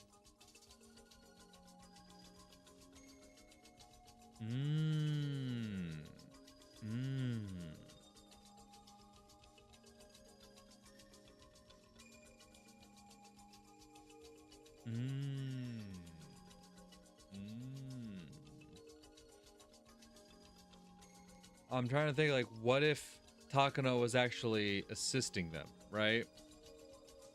What if Takano was one assisting them, and then once they, take out Tomitake, they're like, shit, that's what we were looking for. We got it. Hole in one, baby. It's perfect. It's just what we're looking for. And that's when they turn on Takano and be like, well, now you know too much, so, After 5 years of research. Tomitake-san is the victim of the 5th year. He died in an extremely abnormal way, and I'm the only one who understands his death because I experienced the same thing. He kept clawing at his throat to get rid of the maggots and died as a result. With all that explained, I finally understand the maggot disease I experienced in Ibaraki. I left Hinamizawa and it made the parasite in me uncomfortable. As a result, it tried to resist even though it wasn't very strong, and tried to make me homesick. Both my parents' divorce, I grew mentally unbalanced, and I completely lost the power to resist for a period of time. The parasite was weak and harmless, but my mental instability allowed it to worsen my symptoms dramatically. Okay, so mental instability would play a part in it, which is probably another reason why in chapter 5 we see Rika bring the syringe with her to try to inject Shion with it, because I'm pretty sure she can probably deduce that Shion herself is very mentally unstable at that point. Or even if she thinks it is Mion, even still, it's like, this person is clearly not in the right mind. and so she probably thinks not the vaccine, the injection is like a one and done type guarantee. Because yeah, Satoshi would definitely be under a lot of stress and whatnot. Obviously everything with the dam conflict makes a lot of sense.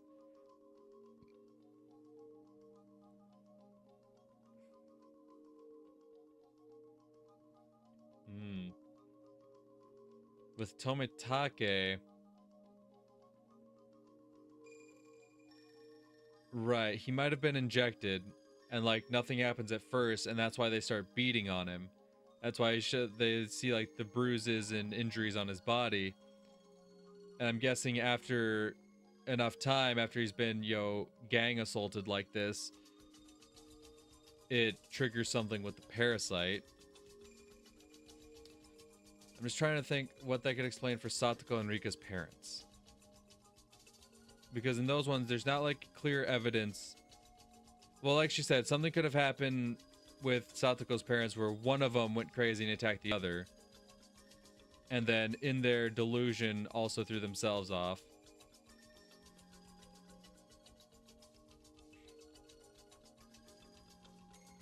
The Furure one though is interesting. Because the claim is that he had a violent reaction. He had a strong reaction to the injection, and it just outright killed him instead of having him lose his mind, right? Which maybe that in turn, the sudden death of her husband might cause the mother to go a little crazy. That one's hard for me to like kind of piece everything together, but like it's not outside the farthest realm of possibility. As a result, I went crazy and became violent. The delusion of Yashiro-sama appearing to me in the bathroom was probably the terminal phase of my delirium. I created the supernatural existence of Yashiro-sama that I was instilled with when I was little, and I persuaded myself to go back to Hinamizawa based on that delusion. Some of the transcendents of Onagafuchi must have had the same kind of experience. They must have passed their experiences down as the acts of God. I remember I once saw on TV that the indigenous people in South America use some kind of natural drug in order to have a mystical experience. Oh yeah. And that they called it a ritual to communicate with their gods. Mm-hmm. 信者どもの目的はその太古の寄生虫を多分それが最終目的だと思う。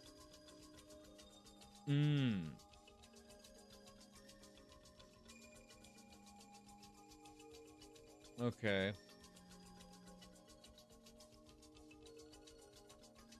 So then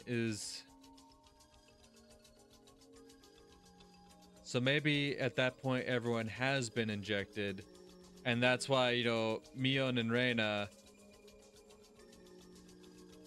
gang up on Keiichi and like try to inject him because like, join us, you're going to join us. Because at that point the majority in that timeline, I suppose, their research bore fruit a lot faster and they were able to carry out things a lot quicker.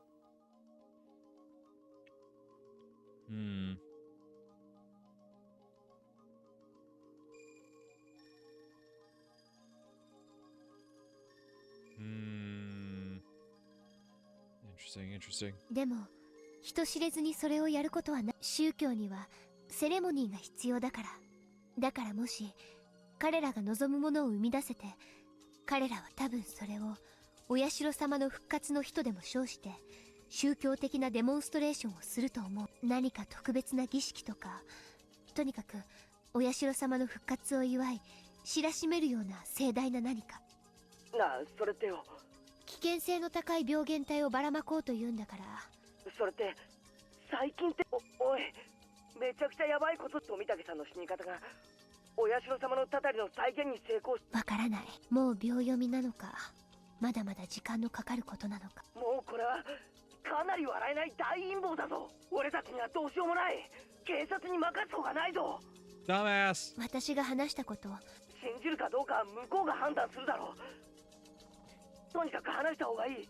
No, we fucking ケン don't. イチ君、それを大石さんに私が打ち明けたら、私がスクラップ帳を持っていることを。それってまずいのか。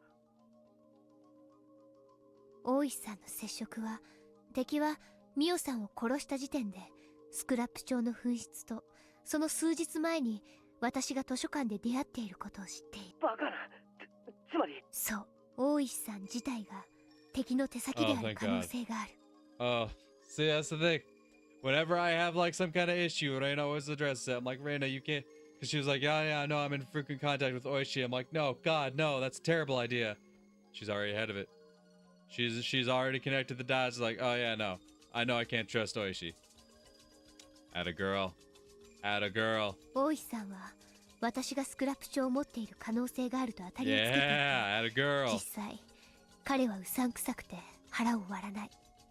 園崎家を疑わせるようなことを言って自分は味方だと言ってくるけど、彼だってその園崎家の手先かもしれない。Yup. Kind of what I suspected from the 警 jump. 察を疑い出したらおしまいだぞ。The police should never be your only hope. 圭一君、4年さとこちゃんのおばさんが、あれは犯人はサトシ君以外に考えられないんだけど、これをどう思う？警察内部に狂信犯人を捏造したってことか。3年目の神主さんの病死の検視とか、2年目の北条夫妻の事故現場の見分、警察がもしも彼らの片棒を担いでいるなら数々の完全犯罪が可能になる。ひなみ沢御三家はダム戦争時から今日に至るまでもずっと警察への圧力を維持してるんだよ。There has to be some kind of flaw in this theory, though. They wouldn't just spell everything out like this in chapter 6, would they? Well, maybe. Maybe they would.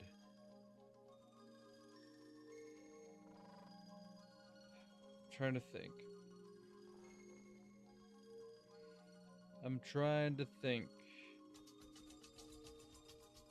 Because I hate to do it again. But looking back at Umineko, right, there's a specific chapter. It's the one where Will gets introduced to the story, where they look at, like, where you see more of the backstory behind the culprit without them, stating exactly who the culprit is, right? But they give you a bit more backstory into the culprit. And that's what and there's other scenes that kind of help you narrow down who the culprit actually is.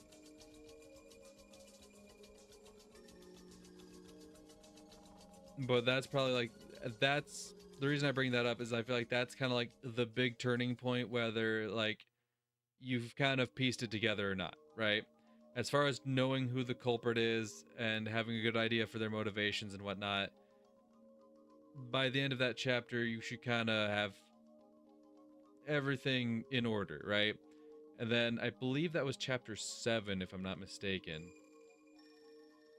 And then chapter 8 is just kind of like, I don't know, just a as obvious as it sounds, a conclusion to the story. It's like by chapter 7, here you are, you know everything, now we bring the story to a close.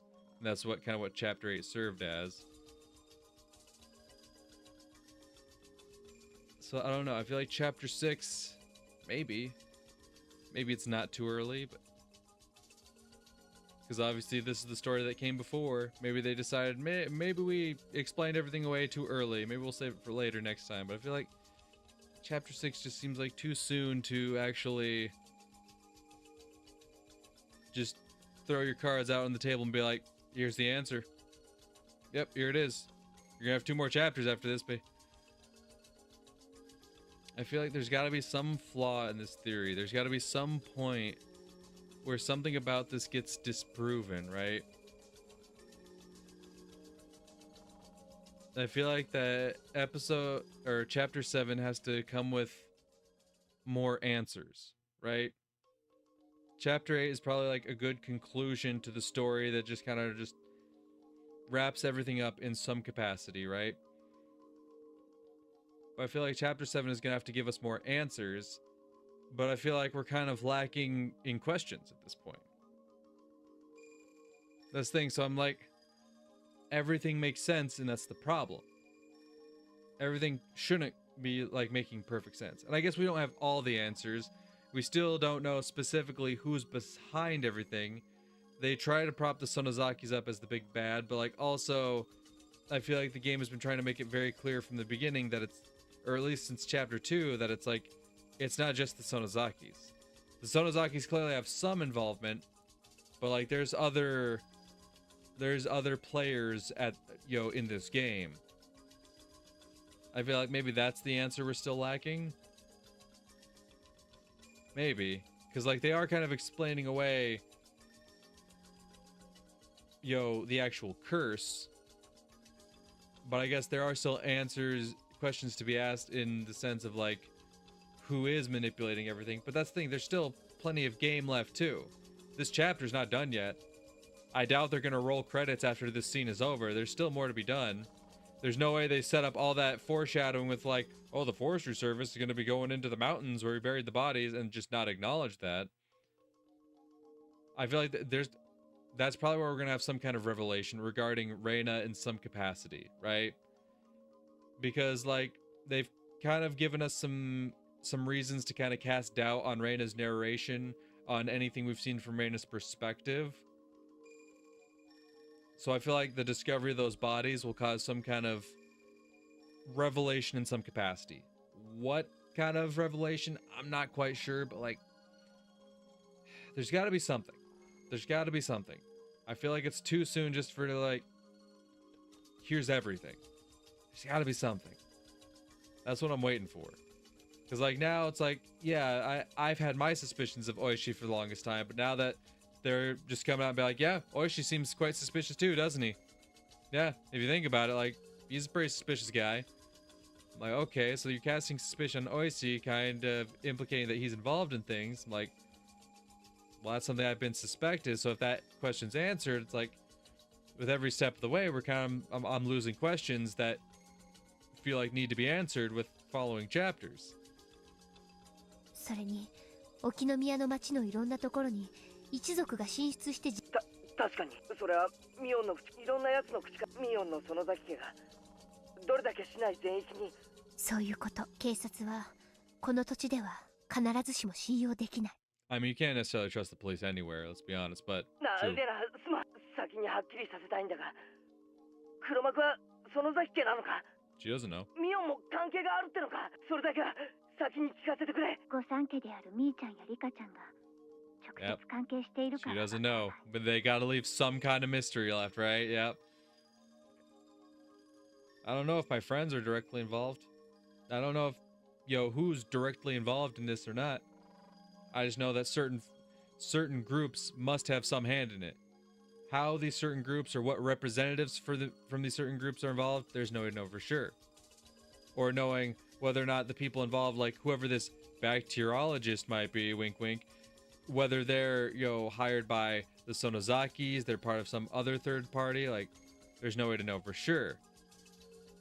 ただ狂信的な勢力が御三家や一番の有力家である園崎家を自由に動かせる中枢部に根付いているのは狂信的な勢力が根付いたのか御三家の中枢が狂信的なのかは分かりかねるけどね The families themselves play a role, but we're unsure as to whether or not they're the actual masterminds. 関係あるかどうかわからない以上用心に越したことはない。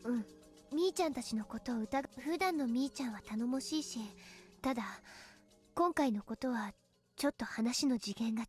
ケイチ君は見たことあるか？みーちゃんは普段はふざけているけど、園崎家の次期当主として振る舞うときは、それにもし無関係だったとしても、それならばやはり耳に入れることで危険に巻き込むことにもなるんじゃ。ミオンたちが味方になってくれればかなり頼もしいぞ。俺は打ち明ける価値があると思うんだが。Of course you do.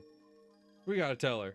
だからそれはダメ。No. Yeah. 敵ではないと確認が取れるまで味方にできれば確かに心強いけど、そうでな。じゃあ俺とレナだけでどう戦うと。もともと最初から絶だからケイチ君を巻き込みたくなかった。Exactly. Keiichi's always like, okay, so what do we gotta do? What's the plan? What's the plan? And anytime someone hits him with, as of right now, there is no plan. There's nothing we can do. That fucking totally fucks him up. 高野さんね、とんでも。でもそのおかげでこれは村を影から牛耳る何者か。こいつは一筋縄じゃいかねえぞ。でも圭一君が味方でよかった。二人だから話し合えて。当たり前だろ。俺は最初からずっとレナの。ありがとう。二人なら心強いよ。一人で悩むよりは。そうだね。二人でどう戦えばいいか。今日は私スクラップ帳を読み直す時間が欲しかったから休んだけど、明日からはおかしな行動をすれば蹴取られてしまうかもしれないからね。圭一君も変に構えないで。みーちゃんとか時折鋭いことがあるから特に気をつけて。わかった。何事もなかったかのように。だが畜生、とんでもない陰謀が間近に迫ってて、それがもうカウントダウンに入ってるかもしれない。それを知りつつ普段通りに生活しろって。多分そんなにすぐじゃないはずなの。さっきも言った通り、彼らが狂信的であればあるほど宗教的なセレモニーを必要とするはず。They need a religious ceremony. But nothing like that had been announced yet. That's why I try to think back to the previous chapters, and like, as far as I'm aware, other than the Watanagashi festival, there's never been like any kind of like religious ceremony being held. そういうセレモニーは村を挙げて行うものだけど、綿流し以上のイベントは今のひなみ沢には存在しない。Okay, so she's suspecting now that they have like the perfect, they've perfected their research. She's suspecting it's not going to be until next year that they actually go through with it. ということは、少なくとも根拠のない夢、他に綿流し以上のイベントが思いつかない。I think we have a year at least. But I also feel like we don't because of how they killed Mio-san. I might not know, but there might be a bigger religious event than Watanagashi. That is also true. Maybe there's just something lying in wait that we haven't heard about till yet. Might not be long until that day. On the day of Yashiro-sama's revival, they're going to spread a dangerous parasite, and that day might just be around the corner. レイナ、まだ電話して、そろそろ終わりにしなさい。My father stuck his head out from the living room, telling me I need to hang up soon. Thought about telling him so many times. It's natural to think that your parents will be on your side no matter what. Is it? But I know just how weak he can get, so I couldn't tell him. I don't think he'd believe me anyway. Even if I told him, he'd just tell me to call the police. It's better that I don't tell him. They might get close to my father to get to me. If he didn't know anything about anything, including the scrapbooks, there'd be nothing to squeeze out of him to begin with. ごめんね、ケイ。今夜はもう遅いから、また明日学校で。おう、また明日。用心してね。ケイチ君ももう部外者じゃないんだから。おう、せいぜい気をつけるぜ。I remember the suspicious men in the white van felt a chill run through my spine. They looked like villagers, but they weren't. They had the village accent, but they were just pretending. The more I thought about it, the more suspicious they became. They let me know that Rena and I aren't safe. Rena's right, they're just suspicious of her, and they're not sure if she has the scrapbooks or not. But it's still creepy. Rena had probably experienced the same creepiness I felt when I saw the van several times up until now. She must sense the danger more than I do. However, the fact that they weren't attacking, that they were merely observing us, was disturbing. True. Because that's the thing back in chapter 1, they were straight up trying to fucking run over Keiichi, right? They were trying to kill that motherfucker straight out, like... But now they're just... observing. If they attacked her, she could have done something, like going to the police. But all they're doing is just watching her from a distance. She can't do anything about it. She can't talk to anybody about it. She probably just wants to stay in her house all day. But if she acted different, they might take it as proof that she has the scrapbooks. We have to think about how to fight against them, without making it too obvious. I told myself that there was no going back, and I put the phone down. God damn. Damn. I'm glad I kept recording so I could see that scene.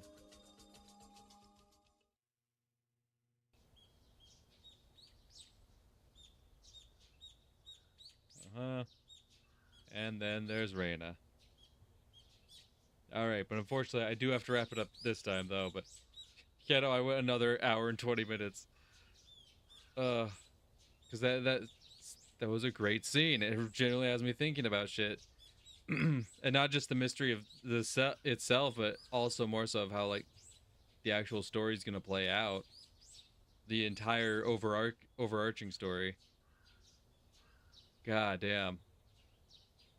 because I'm not gonna lie, I was gonna wrap up the recording a bit earlier because I was starting to feel a bit tired, and I was like, yo, I don't want to keep recording if I'm gonna be feeling tired and whatnot. But then like that scene, fuck it fucking snapped me into it. I'm paying full attention. I'm so into everything they're fucking telling me. I'm fucking wired now. Fuck. That was great. Like I said, I'm very curious to see how the story plays out.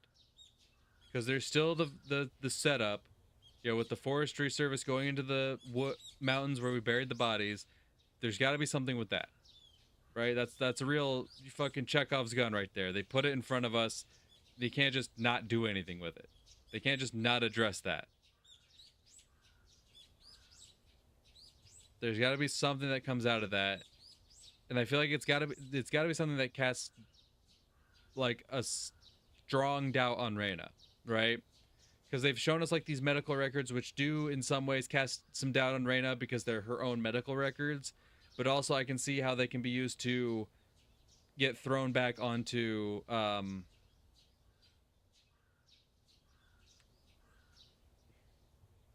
the actual perpetrators themselves. It's very interesting. Very interesting. Very interesting. I feel like that's what it's got to do. I feel like that's what it's got to do. It's like cast some significant doubt into Rena that makes us really question.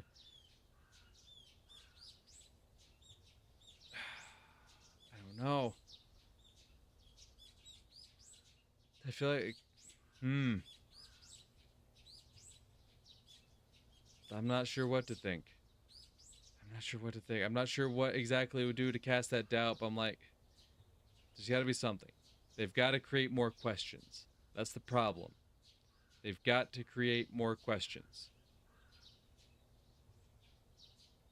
Right now, there's no real questions being brought forward. They have to create questions. There still are some questions, but I feel like not enough to really justify another whole chapter before we wrap things up, right? There are still questions, but I feel like them just throwing everything at us, that can't be it. That can't be it. Like I said, there's got to be a flaw in the theory. Just trying to think about what that could be. Like I said, I'm very excited. I'm very, very excited to see what comes next. Very excited to see how this chapter continues to play out and how the story itself continues to play out. Very, very excited. But yeah, I'm going to have to wrap this one up here for today. So thank you to everyone watching. It's all much appreciated. Hopefully I'll see y'all in the next one. Until then, peace.